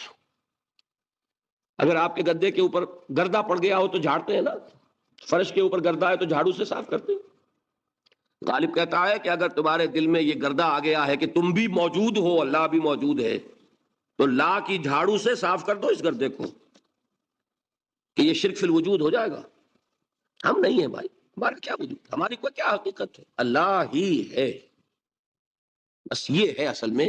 پھر میں عرض کروں گا کوئی قبول کرے نہ کرے، اسے گمراہی کہے، اس کو جھوٹ کہے، اسے پاگل پن کہے، میں نہیں جھگڑوں گا، لیکن شرک نہیں کہہ سکتے آپ اس کو. شرک وہ ہماوست ہے، اس میں اور اس میں زمین و آسمان کا فرق.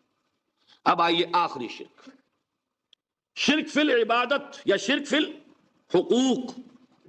اللہ کے حقوق کے لیے ایک لفظ استعمال کریں گے تو وہ کیا ہے؟ عبادت. وما خلقت الجن والانس الا لیعبدون، میں نے جنوں اور انسانوں کو پیدا ہی اس لیے کیا کہ میری عبادت کریں. اب عبادت میں شرک اگر ہوگا تو یہ شرک کی تیسری قسم ہو جائے گی. عبادت میں شرک سے مراد کیا ہے اس کو سمجھیے. یہ میں پہلے بیان کر چکا ہوں عبادت کسے کہتے ہیں. عبادت کے دو جز سمجھ لیجئے. جیسے ایک میرا یہ جسم ہے، ایک اس میں روح ہے. روح نظر نہیں آتی، نظر جسم آتا ہے، لیکن اس جسم کا سارا وجود اس روح سے ہے. چلیے روح کو چھوڑیں، جان، جان کیا کس بلا کا نام ہے، کسی کو نظر آئی آج تک؟ لیکن یہ جان ہی ہے جو اس جسم کو قائم رکھے ہوئے. اسی طرح عبادت کا ایک جسم ہے، ایک جان ہے. جسم کیا ہے؟ اطاعت، اللہ کی بندگی، ہما تن بندگی، ہما وجوہ بندگی، ہما وقت بندگی، یہ تو بیان کر چکا نا. اور روح کیا ہے؟ محبت، اللہ کی محبت. اطاعت جبر سے کی جاتی ہے تو وہ عبادت نہیں کہلاتی. انگریز کی اطاعت ہم کرتے تھے نا، لیکن کیا عبادت کرتے تھے؟ بات سمجھ میں آئی؟ اطاعت تو کر رہے تھے، عبادت نہیں. عبادت اس اطاعت کو کہتے ہیں جو کسی ہستی کی محبت سے سرشار ہو کر ہما وقت، ہما تن، ہما وجوہ کی جائے. تو جسد ظاہری کیا ہے عبادت کا؟ اطاعت. اور روح کیا ہے؟ محبت. اب ان دونوں کے اعتبار سے شرک کیا ہے، توحید کیا ہے، اس کو سمجھ لیجئے. اور یہ ہیں وہ چیزیں جو میں نے عرض کیا تھا کہ بالکل الجبرا کے فارمولوں کی طرح کی بات ہے.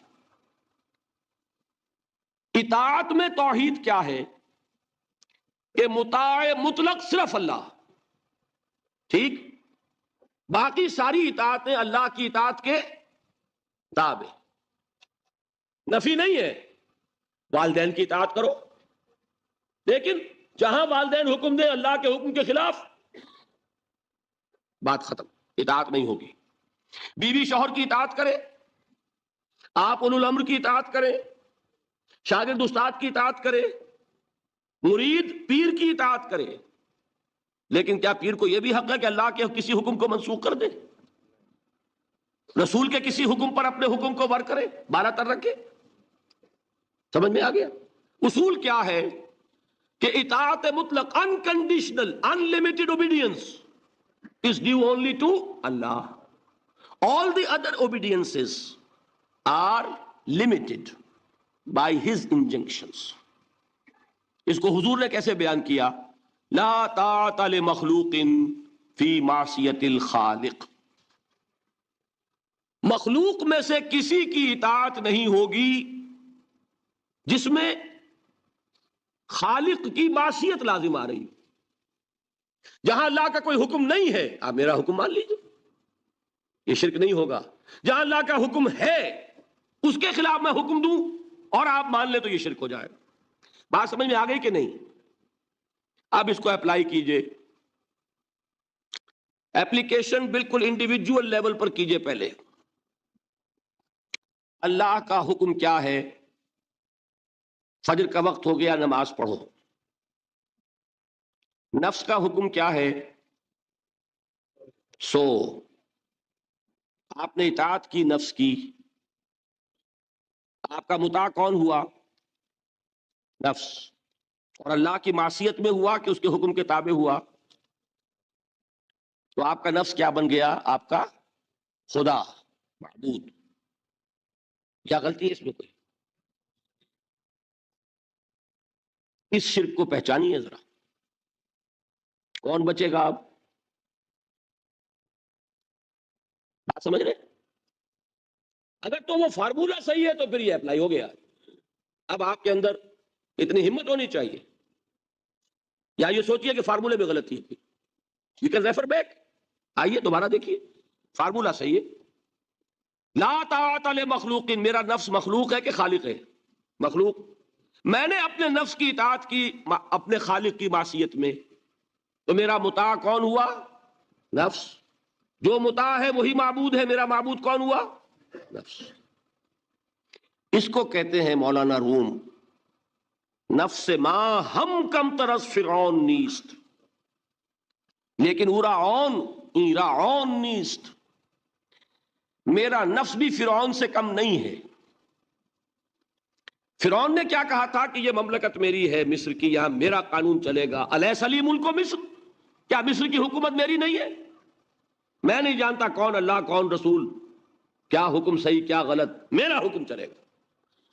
تو میرا نفس بھی تو یہی کہتا، میں نہیں جانتا کیا اللہ کا حکم کیا رسول کا حکم، میری مرضی پوری کرنی پڑے گی، میری خواہش، میری چاہت، میری تمنا وہ پوری کرنی پڑے گی.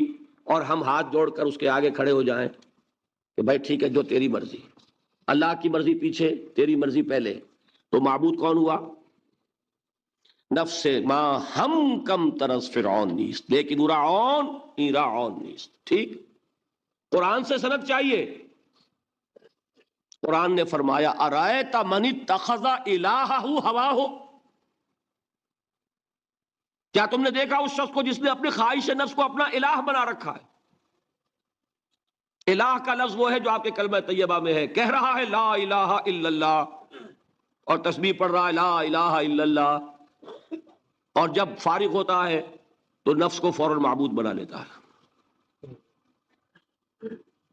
ارایت من اتخذ الہہ ہواہ، کیا تم نے دیکھا اس شخص کو جس نے بنا لیا اپنی خواہش نفس کو اپنا معبود. اچھا اسی کو میں اب ٹاپ پر لے جا رہا ہوں، درمیان میں فل ان دی بلینکس آپ کر لیجئے گا. یہ میں نے کہا تھا انڈیویجول میں.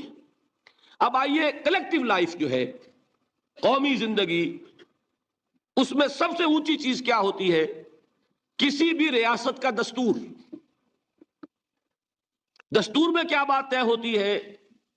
اولین کہ حاکمیت کس کی ہے. ٹھیک. اگر آپ نے کہا جمہور کی حاکمیت ہے، کسی نے کہا فلاں خاندان کی حاکمیت ہے، کیا ہوا؟ یہ ہوا کہ نہیں؟ گھبرا کیوں رہے ہیں؟ پکڑے نہیں جائیں گے؟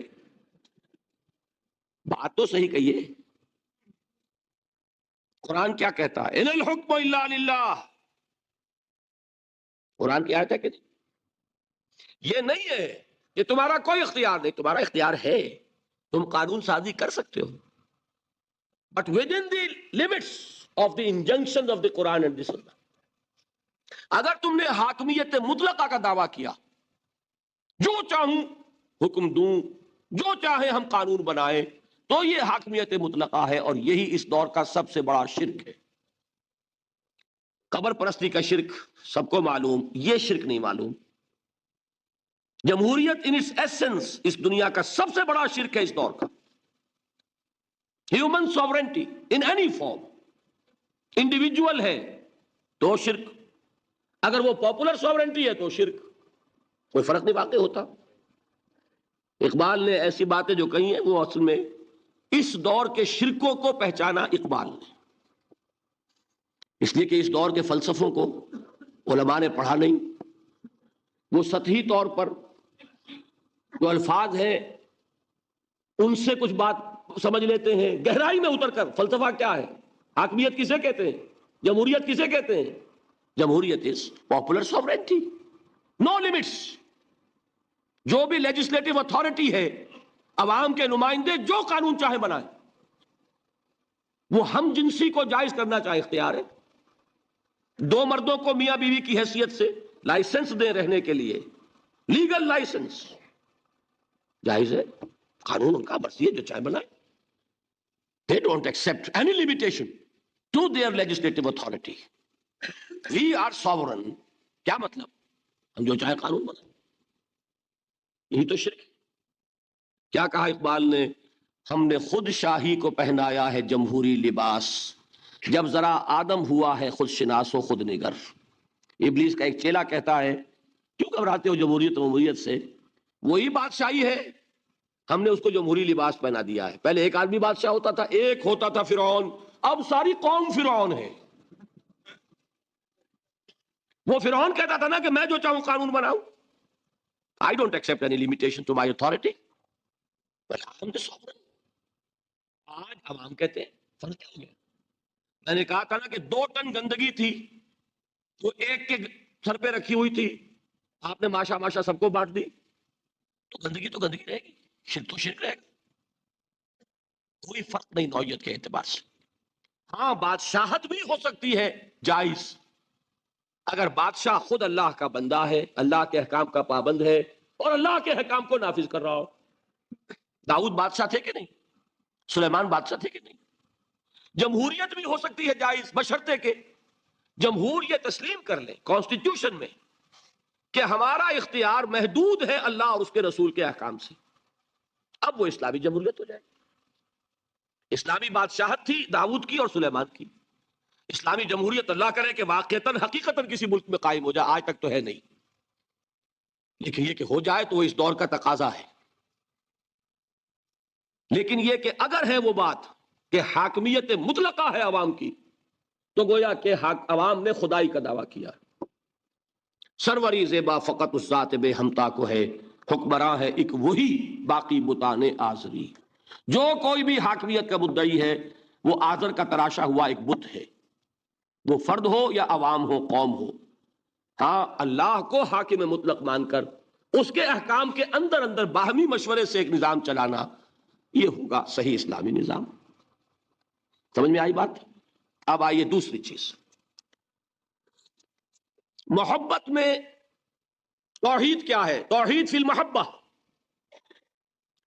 یہاں بھی محبت کی نفی نہیں ہے۔ شوہر بیوی سے محبت کرے، بیوی شوہر سے محبت کرے، والدین اولاد سے کریں، اولاد والدین سے کرے، لیکن اللہ کی محبت سب سے بالا تر، یہ ہے توحید۔ کوئی ایک محبت بھی اللہ کی محبت کے برابر ہو گئی تو شرک، اور کوئی محبت اللہ کی محبت سے اونچی ہو گئی تو اب شرک سے اوپر کوئی لفظ ہمارے پاس ہے نہیں۔ میں نے کہا تھا نا کہ یہ تو ہماری زبان کی محدودیت ہے، ورنہ تو وہ شرک سے اوپر کا کوئی لفظ ہونا چاہیے نا۔ برابر ہو گئی تو شرک ہے۔ ہاں ساری محبت اللہ کی محبت کے تابع۔ توحید کیا ہے؟ والذین آمنوا اشد حبا للہ، اشد، اہل ایمان وہ ہیں جو اللہ کی محبت میں سب سے شدید ہیں۔ یہ نہیں وطن سے محبت کرو کوئی حرج نہیں، گھر سے محبت کرو کوئی حرج نہیں، بیٹے سے کرو، اولاد سے کرو، مال سے کرو، کوئی حرج نہیں، لیکن مال کی محبت اللہ کی محبت کے برابر نہ ہو جائے یا اس سے اوپر نہ ہو جائے، اولاد کی محبت اللہ کی محبت سے اوپر نہ چلی جائے، وطن کی محبت، قوم کی محبت اللہ کی محبت سے اوپر نہ چلی جائے۔ جو محبت بھی اللہ کی محبت کے برابر ہوئی یا اوپر گئی، یہ شرک فی المحبت، اور محبت روح ہے عبادت کی، تو یہ کیا ہے؟ شرک فی العبادت۔ فارمولا ہے نا؟ اب اپلائی کیجئے ذرا۔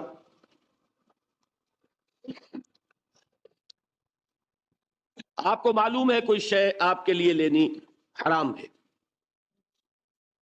رشوت ہے کوئی پیش کر رہا ہے، حرام ہے، لیکن مال کی محبت کے ہاتھوں مجبور ہو کر آپ نے لے لی۔ محبوب تر کون ہے، اللہ یا مال؟ نہیں، اس معاملے میں کون ہے؟ وہ تو مال ہے نا۔ مشکل ہے، ماننا مشکل ہے۔ وہ تو چاہتے ہیں شرک کے موضوع پہ تقریر ہو تو بس وہی 2-4 مسئلے جو ہیں انہی پر دھواں دار تقریر ہونی چاہیے، ہمیں کوئی نہ چھیڑے۔ براہیمی نظر پیدا مگر مشکل سے ہوتی ہے، حوث چھپ چھپ کے سینوں میں بنا لیتی ہے تصویریں۔ باہر کے بت آپ توڑ دیں گے، یہ اندر جو بت خانہ آباد ہے اسے کون توڑے گا؟ مال محبوب تر ہو گیا اللہ سے، تو آپ کا معبود حقیقتاً کون ہے؟ مال۔ آپ کو کیا کہا جانا چاہیے؟ زر پرست۔ دعویٰ کیا ہے؟ خدا پرستی کا، حقیقت میں ہے زر پرست۔ اور اگر دلیل چاہیے تو حضور کا فرمان تعس عبد الدینار و عبد الدرہم، ہلاک ہو جائے یا ہلاک ہو گیا درہم و دینار کا بندہ۔ کون ہے درہم و دینار کا بندہ؟ جس کے لیے درہم و دینار اتنے محبوب ہو جائیں کہ وہ اس کے لیے اللہ کے احکام کو توڑ دے۔ تو وہ کس کی بندگی کر رہا ہے؟ دولت کی۔ نام کیا ہے؟ عبد الرحمن، حقیقت میں کیا ہے؟ عبد الدینار۔ نام تو رکھنا آسان ہے، ماں باپ نے رکھ دیا۔ یہ محمد فرما رہے ہیں صلی اللہ علیہ وسلم، عبد الدینار و عبد الدرہم، درہم و دینار کا بندہ، لفظ عبد۔ ٹھیک ہے، اب اپنا جائزہ لے لیجئے، اللہ تعالی ہمیں توفیق دے کہ ہم اپنے اندر جھانکیں کہ شرک کون کون سے ہے، کہاں کہاں ہے۔ اب اس چھپ چھپ کے سینوں میں بنا لیتی ہے تصویریں۔ اب اس کو اوپر لائیے اجتماعی سطح پر۔ جیسے میں نے آپ کو بتایا، کسی بھی ریاست جو ہے، کانسیپٹ آف اسٹیٹ، یہ ہائیسٹ ایوالوڈ فارم ہے انسان کی اجتماعی تصورات کی، جس کو میں نے کبھی کہا تھا سوشل ایوولوشن، تمدنی ارتقاء۔ اس کی بلند ترین شکل کیا ہے؟ Concept of state. اس میں دو چیزیں بنیادی ہیں، ایک حاکمیت کا تصور، حاکمیت کس کی ہے، اور دوسرے اس میں رہنے والوں کو باہم جوڑنے والی شے کون سی ہے، انہیں ایک قوم بنانے والی شے کون سی ہے، ایک نیشن۔ کوئی ایک مشترک محبت ہوگی تو وہ جڑ جائیں گے، ٹھیک ہے۔ کسی شے کی محبت کو سپریم کر دو ان کے دلوں میں، جس سے کہ یہ پھر باہم ایک دوسرے سے پیوست ہو جائیں۔ اسی کا نام ہے نیشنلزم، وطن کی محبت، ٹیریٹوریل نیشنلزم۔ اس دور کا یہ قوم کی تشکیل کے اندر سب سے اہم عنصر کیا ہے؟ وطن کی محبت۔ اور یہ وطن کی محبت جب اصل شے ہو جائے گی آپ کو جوڑنے والی، تو وطن آپ کا کیا بن جائے گا؟ معبود۔ وطنیت جو ایک سیاسی کانسیپٹ ہے، اس کے اعتبار سے اس دور کا سب سے بڑا شرک۔ یہ بات ذرا آسانی سے سمجھ میں آنے والی نہیں۔ وطن کی جے، یہ کیا ہے؟ جیسے آپ کہتے ہیں اللہ اکبر، وطن کا ترانہ کھڑے ہو جاؤ، یہ کیا ہے؟ وطن کی نماز۔ وطن کا جھنڈا سلامی، یہ کیا ہے؟ These are all rituals. اس معبود کے لیے مراسم عبودیت یہ ہے۔ وطن کی محبت ہر چیز سے بالا، یہی تو ہے شرک۔ سب سے بالا محبت کس کی ہونی چاہیے؟ لیکن یہ بھی میں عرض کروں گا، حضور کی حدیث مجھے نہیں معلوم کہ اس کا سند کا درجہ کیا ہے، عام طور پر بیان ہوتی ہے حب الوطن من الایمان، وطن کی محبت ایمان کا ایک تقاضا ہے۔ حدیث ہے یا نہیں ہے، اس بات کو میں صحیح سمجھتا ہوں۔ انسان کی فطرت کا تقاضا جہاں رہتا ہے اس سے محبت ہوتی ہے، گھر سے محبت ہوتی ہے، شہر سے ہوتی ہے، ملک سے ہوتی ہے۔ لیکن جہاں یہ محبت قومیت کی تشکیل کر رہی ہو، وہاں در حقیقت یہ ہر شے سے بالا تر ہوتی ہے، تبھی تو قومیت کی تشکیل ہوگی۔ یہ کانسیپٹ جو ہے یہ مشرکانہ کانسیپٹ ہے، اس کو بھی پہچانا علامہ اقبال نے۔ اس دور میں میں اور ہے، جام اور ہے، جم اور، ساقی نے بنا کی رویش لطف و ستم اور، تہذیب کے آزر نے ترشوائے صنم اور، مسلم نے بھی تعمیر کیا اپنا حرم اور، ان تازہ خداؤں میں بڑا سب سے وطن ہے، جو پیرہن اس کا ہے وہ مذہب کا کفن۔ نظارہ دیری نہ زمانے کو دکھا دے، اے مصطفی خاک میں اس بت کو ملا دے۔ اور فرمان نبوت میں وطن اور ہی کچھ ہے، گفتار سیاست میں وطن اور ہی کچھ ہے۔ وطن کی محبت میں حرج نہیں ہے، وطن کی محبت سپریم ہو جائے تو حرج ہے۔ اللہ کی محبت کے تابع رہے، کوئی حرج نہیں۔ یہی فرق ہے سارا توحید کا اور شرک کا۔ اولاد کی محبت اللہ کی محبت سے بالا ہو گئی، اولاد آپ کا معبود ہے، تابع ہوئی، کوئی حرج نہیں، کرو محبت۔ یہ دوسرا فارمولہ ہے۔ اب تیسری چیزیں بہت مختصر ہیں۔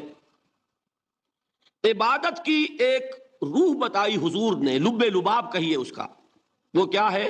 دعا۔ الدعاء مخ العبادہ، الدعاء هو العبادہ۔ حضور کی یہ دو احادیث بہت سادہ، بہت مختصر۔ دعا ہی عبادت کا جوہر ہے۔ مخ کہتے ہیں ہڈی کے اندر جو گودا ہوتا ہے وہ مخ ہے۔ گودا جو ہے عبادت کا وہ کیا ہے؟ دعا۔ توحید فی الدعا کیا ہے؟ صرف اللہ کو پکارا جائے گا۔ اور شرک فی الدعا، جس کو بھی پکاریں گے آپ مدد کے لیے اس کو آپ نے معبود بنایا ہے، کسے باشد۔ یہ مسئلہ سمجھ لیجئے، لا تدعو مع اللہ احدا، اللہ کے ساتھ کسی کو مت پکارو۔ حضور نے فرمایا کہ جوتی کا تسمہ بھی مانگنا ہو تو اللہ سے مانگو۔ اللہ نے تو دروازہ کھولا ہوا ہے، جو چاہو مانگو، کسی اور سے مت مانگو۔ دیکھیے ایک علمی مسئلے اور ہوتے ہیں، یہ جو روحانیات کا معاملہ ہے، عالم ارواح میں کیا صورت ہے، ارواح صرف کہیں اللہ کے پاس کسی کولڈ سٹوریج میں ہے یا اس کا اس دنیا سے بھی کوئی تعلق ہے، یہ علمی مسائل ہیں۔ فرض کیجئے اس وقت کوئی ارواح یہاں موجود ہو، فرض کیجئے، میں اس کا انکار نہیں کروں گا، ہو سکتا ہے کہ ہو سکتا ہے کوئی روحانیت والا شخص بتا بھی دے کہ ہاں فلاں کی روح موجود ہے، ہوگی بھائی، اسے نظر آتی ہوگی، ٹھیک ہے۔ یہ بھی ہو سکتا ہے کہ کوئی شیطان جن ہو اور وہ دھوکہ دے رہا ہو کہ میں فلاں کی روح ہوں، ہو سکتا ہے کہ نہیں؟ لیکن یہ بھی ہو سکتا ہے، وہ بھی ہو سکتا ہے، مجھے اس سے بحث نہیں۔ مجھے جس سے بحث ہے وہ یہ ہے کہ مجھے پکارنے کی اجازت نہیں ہے۔ ہوا کرے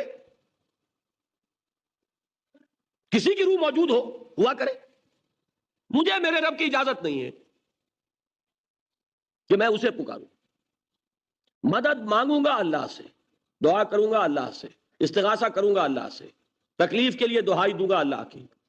اب اللہ جس سے چاہے کروا دے، کسی روح کو بھیج دے، کسی فرشتے کو بھیج دے، مجھے کیا ہے؟ مجھے آم کھانے ہیں، پیڑ نہیں گننے۔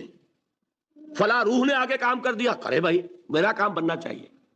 اور فرشتہ آ گیا، اس نے کام بنا دیا، کرے، مجھے کیا غرض ہے اس سے، میرا کام بننا چاہیے۔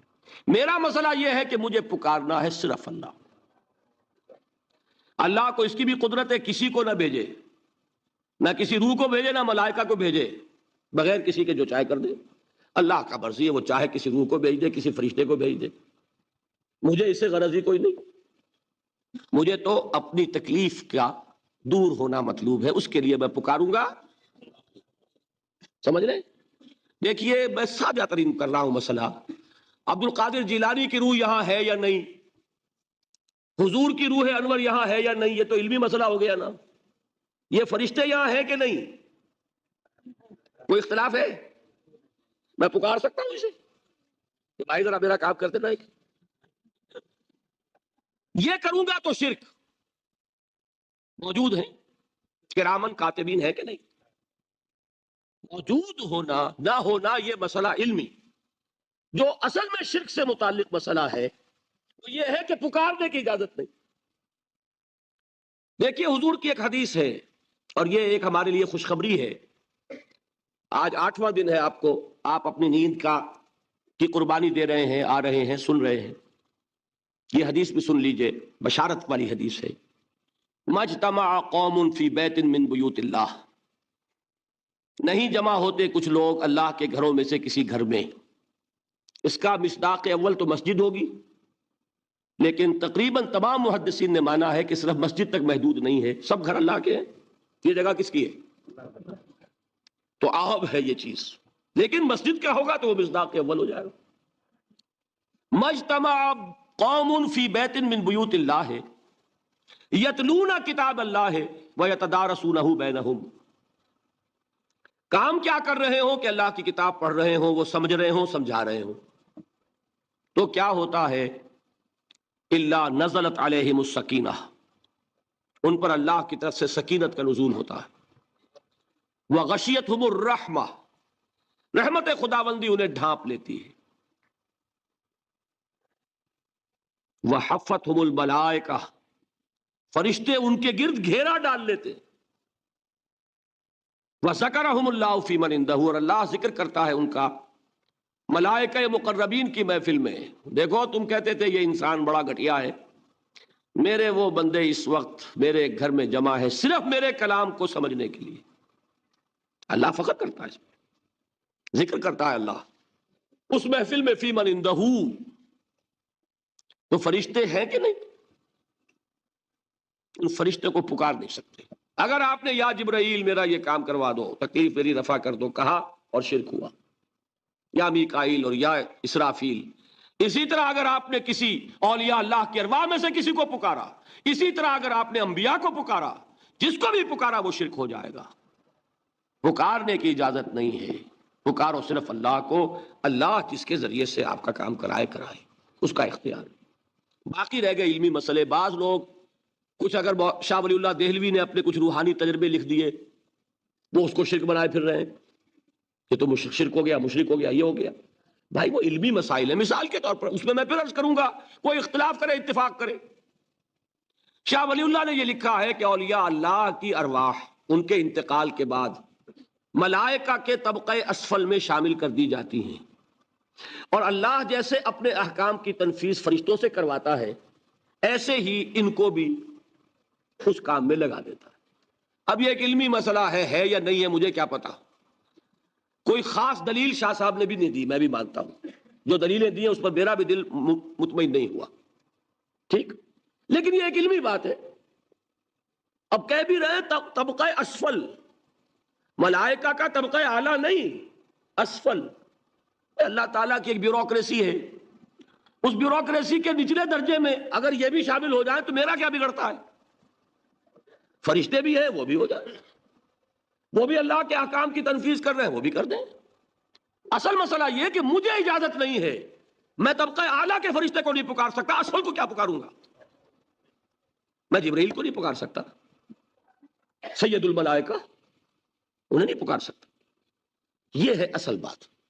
نداء لغیر اللہ، اللہ کے سوا کسی اور سے دعا، کسی اور سے استغاثہ، استدعاء، استمداد، یہ استعانت، یہ ہے اصل میں شرک. لیکن یہ علمی مسائل کو علمی مسائل کی جگہ رکھیے. آپ کو اچھی لگے مانے، نہیں اچھی لگے نہ مانے. شرک اور توحید کی بات اور شاہ ولی اللہ مشرک ہو جائیں گے تو موحد کون رہے گا؟ احمد سرہندی مشرک ہو جائیں گے تو پھر موحد کون رہے گا؟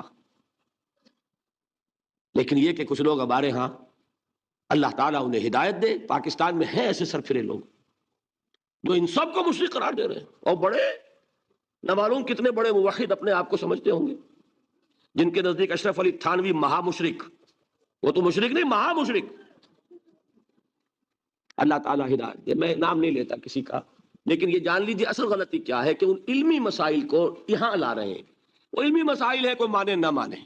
مجھے بھی، میں نے آپ سے کہا کہ شاہ ولی اللہ کا میرے دل میں اتنا احترام ہے کہ میرے نزدیک دور صحابہ کے بعد امت میں جامعیت کے اعتبار سے سب سے چوٹی پر شاہ ولی اللہ. امام غزالی اور امام ابن تیمیہ کو جمع کریں گے تو شاہ ولی اللہ بنے گا. یہ میرا ہے خیال ہے، لیکن مجھے ان کی اس رائے سے اختلاف ہے. میں آپ سے کہہ رہا ہوں کہ مجھے کنونس نہیں کر سکے. ان کی دلیل جو ہے وہ مجھے وزنی نظر نہیں آئی، واللہ عالم، بات ختم ہو گئی. لیکن معاذ اللہ ثم معاذ اللہ اس کو شرک قرار دے دیں. بات آ گئی تیسری سمجھ میں. چوتھی چیز، عبادت کے بعض مظاہر یا افعال ایسے ہیں جو صرف اللہ کے لیے خاص ہیں. مثلا سجدہ، نظر، یہ صرف اللہ کے لیے. یہ وہ چیز ہے کہ غیر اللہ کے لیے کسی بھی نیت سے کیا جائے گا شرک ہو جائے گا. سجدہ تعظیمی کوئی قبر کو کر رہا ہے، کوئی اپنے پیر کو کر رہا ہے، اور درباروں میں بادشاہوں کو ہوتا ہے، ابھی ہوتا ہے. کسی نیت سے ہو، کسی کے لیے کیا جائے شرک ہے. یہی سجدہ تعظیمی تھا جس کا رواج تھا مغل دربار میں. یہ کورنش آپ تو کہتے ہیں نا اس سڑک کو جو ساحل کے ساتھ ساتھ چلتی ہے، وہ کورنش بجا لانا کیا ہوتا تھا دربار میں؟ رکوع سے بھی نیچے، یعنی رکوع اور سجدے کے درمیان ہوتا ہے آدمی جب وہ کورنش میں ہوتا ہے، اس طرح جھک کر آداب بجا لانا، یہ ان کے ہاں رواج تھا۔ لیکن دیکھیے اللہ تعالیٰ کا وہ بندہ جس کا نام احمد سرہندی ہے، مجدد الفسانی، امام ربانی، کس جرت کے ساتھ کھڑے ہوئے، انہوں نے انکار کیا شرک ہے، حرام ہے۔ اب جو وہ مولوی تھے درباری، انہوں نے کانوں میں بادشاہ کے کان بھرے، بڑا باغی ہے، باغیانہ باتیں کر رہا ہے، اس کی پیشی ہونی چاہیے۔ عدالت میں پیشی ہو رہی ہے مجدد الفسانی کی رحمت اللہ علیہ، ان کے سر کو زبردستی جھکانے کے لیے راستہ ایسا بنایا گیا کہ بادشاہ کے سامنے پیش ہونے سے پہلے ایک کھڑکی میں سے گزرنا پڑے گا۔ کھڑکی میں سے تو سر جھکائے گا کہ نہیں، لیکن مجدد الفسانی ایسے گزرے، پہلے ٹانگیں نکالی پھر سے نکالی۔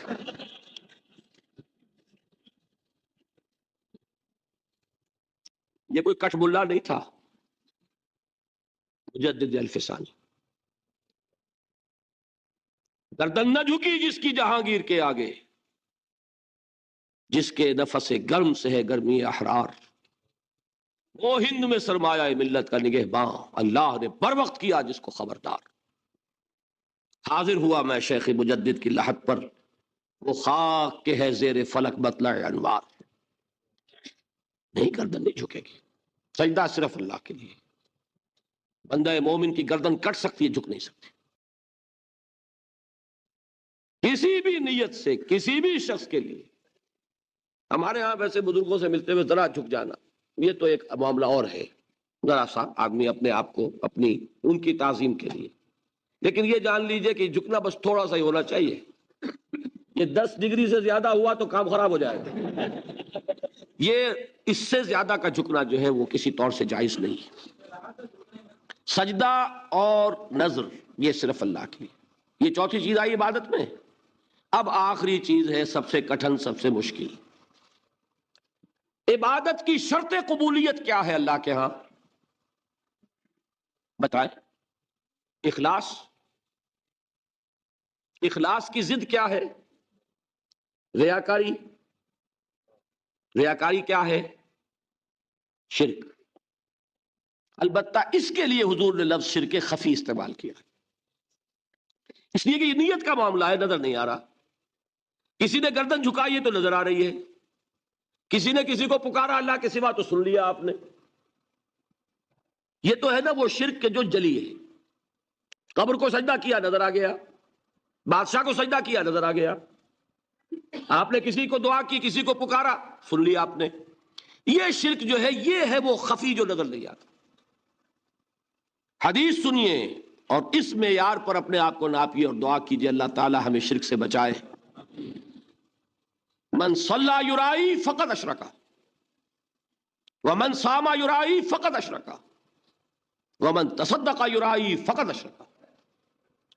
جس شخص نے نماز پڑھی دکھاوے کے لیے، اس نے شرک کیا، اور اس میں لفظ خفی بھی نہیں آیا ابھی یہاں، ٹھیک ہے؟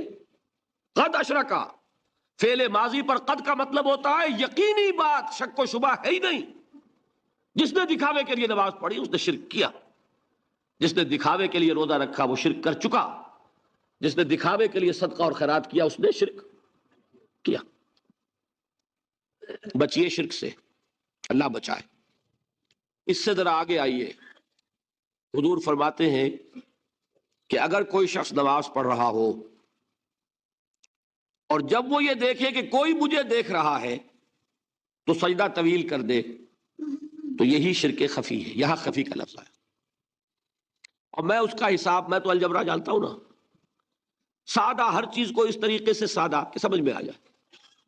دیکھیے آپ نماز پڑھ رہے تھے جبکہ کوئی آپ کو نہیں دیکھ رہا، آپ کا سجدہ تھا فرض کیجئے 10 سیکنڈ کا، جب آپ نے دیکھا کہ کوئی دیکھ رہا ہے تو آپ نے کیا 15 سیکنڈ کا۔ یہ 5 سیکنڈ کس کے لیے ہیں؟ تو ایک سجدے کے 2 مسجود ہو گئے کہ نہیں؟ ایک سجدے میں 2 شامل ہیں۔ اب 10 سیکنڈ تھے اللہ کے لیے اور 5 سیکنڈ اس کو جسے آپ دکھا رہے ہیں، تو یہی شرک، شرک خفی ہے، نظر نہیں آتا۔ اس پر کسی مفتی کا فتویٰ نہیں چل سکتا، نظر نہیں آ رہا. لیکن جان لو جیسا کہ میں نے عرض کیا تھا، شرک خفی کو یہ نہ سمجھنا کہ شرک نہیں ہے. شرک نہ ہوتا تو حضور کبھی اس کے لیے لفظ شرک استعمال نہ کرتے. شرک تو ہے. یہی وہ شرک ہے جس کے بارے میں حضور نے فرمایا اس کا پہچاننا اور دیکھنا اتنا مشکل ہے جتنا کسی تاریک رات میں کسی سیاہ پتھر پر رینگتی ہوئی کسی سیاہ چیونٹی کو دیکھنا اتنا مشکل. تو اب شرک فی العبادت کی بات سمجھ میں آ گئی. شرک فی العبادت کا ایک جز کیا ہے؟ شرک فی الاطاعت. لا طاعت لمخلوق فی معصیت الخالق. جس کی اطاعت بھی اللہ کی اطاعت سے آزاد ہو کر لی گئی وہی معبود ہے. شرک فی المحبت. توحید فی المحبت کیا ہے؟ کہ اللہ کی محبت تمام محبتوں سے بالا ہو. جس کی محبت بھی اللہ کی محبت کے برابر ہو گئی یا اوپر ہو گئی وہ شرک ہے، وہ معبود ہے. وہ زر ہو، وہ وطن ہو، کچھ بھی ہو، وطن پرستی، زر پرستی، سب پرستش شرک ہے. نمبر 3، دعا صرف اللہ سے ہے، جس سے بھی پکاریں گے شرک ہو جائے. سجدہ نظر صرف اللہ کے لیے ہے، جس کے لیے بھی کریں گے شرک ہو جائے. اور عبادت صرف اللہ کے لیے ہے اخلاص کے ساتھ. اگر اس میں ریاکاری آ گئی تو یہ شرک ہو. یہ 5 ہو گئے شرک، جن کو جمع کر لیں تو یہ شرک فی الحقوق ہے. شرک فی الذات، شرک فی الصفات، شرک فی الحقوق. اب ایک مسئلہ اور سمجھ لیں. ایک سوال آپ کے ذہن میں پیدا ہونا چاہیے، نہیں ہوا تو اس کا مطلب ہے آپ کچھ نیم خوابیدہ ہیں، اب سوئے ہوئے ہیں کچھ. وہ یہ کہ اگر یہ ساری چیزیں شرک ہیں تو پھر گناہ کس چیز کا نام ہے؟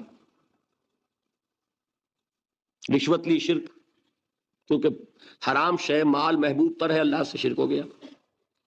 ایک نماز چھوڑ دی شرک، اس لیے کہ نفس کا حکم مانا اللہ کا نہیں مانا، شرک ہو گیا. تو بھائی پھر وہ گناہ کون سے جو اللہ نے کہا میں بخش دوں گا؟ یہ سوال ہے کہ نہیں؟ اور اسی سے ایک نہایت اہم مسئلہ حل ہو جائے گا.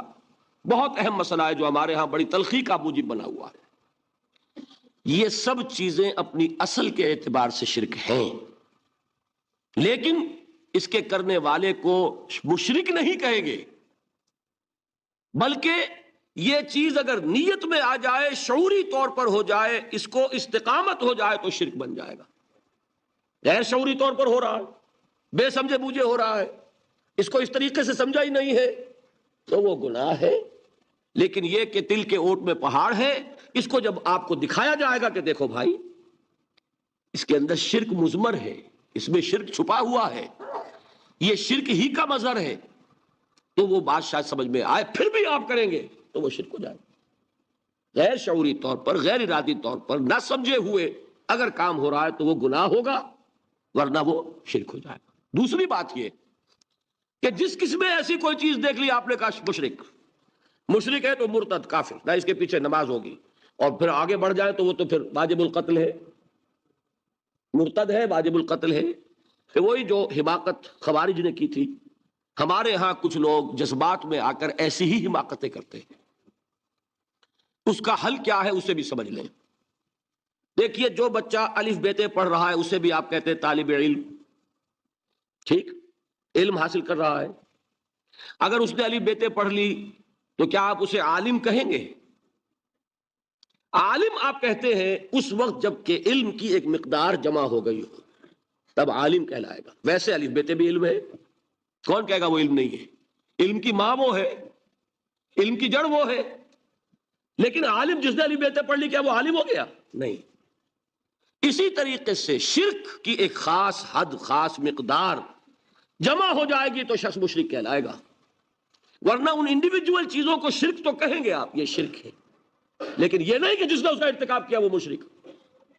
یہ ہے ہمارے ہاں کہ جو لوگ ایک دوسرے پر فتوے بازی میں بہت جلدی کر جاتے ہیں. چونکہ وہ یہ کر رہا ہے لہٰذا وہ مشرک، مشرک کے پیچھے نماز نہیں ہوگی، اب وہ مسجدیں علیحدہ، اور ایک جو ہے اصلاح کا دروازہ بند، اس لیے کہ تفریق ہو گئی مستقل.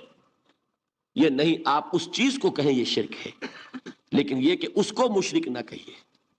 اس لیے کہ علم ہے الف بیتے، لیکن جو الف بیتے پڑھ لے گا وہ عالم نہیں کہلائے گا. بلکہ یہ کہ کسی بھی شخص پر کسی چیز کا انتباہ کرنے کے لیے اس کا کوئی لیول ہوتا ہے، اس لیول پر آئے گی وہ شے تو پھر اس کی نسبت کی جائے گی کہ فلاں شخص وہ عالم ہے، فاضل ہے، فلاں شخص امیر ہے، دولت ہے. دولت تو کہنے کو ایک پیسہ بھی دولت ہی میں شمار ہوگا، لیکن دولت مند کہیں گے جس کی جیب میں ایک پیسہ ہے. دولت مند دولت کی ایک خاص مقدار جمع ہو جائے گی کسی کے پاس تو دولت مند کہلائے.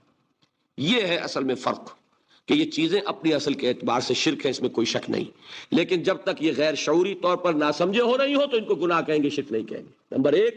نمبر دو یہ کہ ان چیزوں کو آپ سمجھائیں کہ بھائی یہ شرک ہے، لیکن اگر کوئی لوگ ناسمجھی میں اپنے مغالطے میں اگر ان کا ارتکاب کر رہے ہیں، ان کو مشرک کہہ کر اور ان سے علیحدگی اور تعلق منقطع اور یہ سارا جو ہے رشتے وہ ختم، یہ معاملہ ہے جس نے ہمارے ہاں نہایت تلخی گھول دی ہے دینی حلقوں کے مابین، جس سے کہ اصلاح کے دروازے بند ہوتے چلے جاتے ہیں، زدم زدہ آ جاتی ہے، پھر تعصب اور عصبیت آ جاتی ہے. اگر آپ اس وسیع معنی میں سمجھائیں گے کہ نفس پرستی بھی شرک ہے، دولت پرستی بھی شرک ہے، ریاکاری بھی شرک ہے، اور اس میں آپ بتائیں گے غیر اللہ کی حاکمیت شرک ہے، وطن کی محبت اللہ کی محبت سے بالا تر ہو جائے تو وطن پرستی شرک ہے، یہ اگر آپ بتائیں گے تو ساتھ ہی اگر آپ بتا دیں گے کہ قبر پرستی بھی شرک ہے تو وہ مان لے گا کہ یہ صرف میرے اوپر ہی فتویٰ نہیں لگا رہا ہے، اس نے تو خود اپنے اندر بھی جھانکا ہے اور اپنے آپ کو بھی وہ ماننے کو تیار ہے کہ جب تک کہ انسان اس لیول پر نہ آ جائے کہ اس کی اطاعت مطلق صرف اللہ کے لیے، تمام اطاعتوں سے آزاد ہو جائے، اللہ کی اطاعت کے تابع اطاعتیں ہو، کوئی اطاعت اللہ کی اطاعت سے آزاد نہ ہو، تمام محبتوں سے اس معنی میں آزاد ہو جائے کہ کسی شے کی محبت اللہ کی محبت سے ور نہ ہو. اگر یہ معیار سامنے رکھیں گے تو آدمی آپ کی بات سنے گا، اس کے دل میں بات اترے گی. لیکن اگر چند مسائل جو بعض گروہوں کے درمیان وہ نزاع کا اور مناظرے بازی کا ایک موضوع بن گئے ہیں، اگر اسی کے اوپر ہیمر کریں گے تو اس میں ضد پیدا ہوگی، تعصب پیدا ہوگا، نتیجہ کوئی نہیں نکلے گا. اس کو سامنے رکھیے. آخری ایک صرف آیت سنا رہا ہوں اسی محبت کی، وہ سارا جو میں نے جہاد اور اقامت دین اس کی بحث کی ہے. آیت نمبر 24 ہے سورہ توبہ کی. قل، اے نبی ان سے کہہ دیجئے، ان کان آباؤکم و ابناؤکم و اخوانکم و ازواجکم و عشیرتکم و اموال اقترفتموها و تجارت تخشون کسادها و مساکن ترضونها احب الیکم من اللہ ورسولہ و جہاد فی سبیلہ فتربصوا حتی یاتی اللہ بامرہ واللہ لا یہدی القوم الفاسقین. اے نبی ان سے کہہ دیجئے کہ لوگوں، اگر تمہیں اپنے باپ، اپنے بیٹے، اپنے بھائی، اپنی بیویاں، اپنے رشتہ دار، اپنے وہ مال جو تم نے کمائے ہیں محنت سے، اپنے وہ کاروبار جو جن کا کہ کساد کا تمہیں اندیشہ رہتا ہے، اپنی وہ بلڈنگیں جو بڑے ارمانوں سے بنائی ہیں، اگر یہ محبوب تر ہیں اللہ سے، اس کے رسول سے اور اللہ کی راہ میں جہاد سے، فتربصوا، جاؤ دفع ہو جاؤ، انتظار کرو وہاں بیٹھ کر، حتی یاتی اللہ بامرہ، یہاں تک کہ اللہ اپنا فیصلہ سنا دے، اور اللہ ایسے فاسقوں کو ہدایت نہیں دیتا. اس کو سامنے رکھیے اور اللہ تعالیٰ سے توفیق مانگیے. اللہ تعالیٰ ہمیں شرک کی پہچان عطا فرمائے اور ہمارے دلوں کو ہر نوع کے شرک سے پاک کر دے. اقول قولی ھذا واستغفر اللہ لی ولکم ولسائر المسلمین والمسلمات.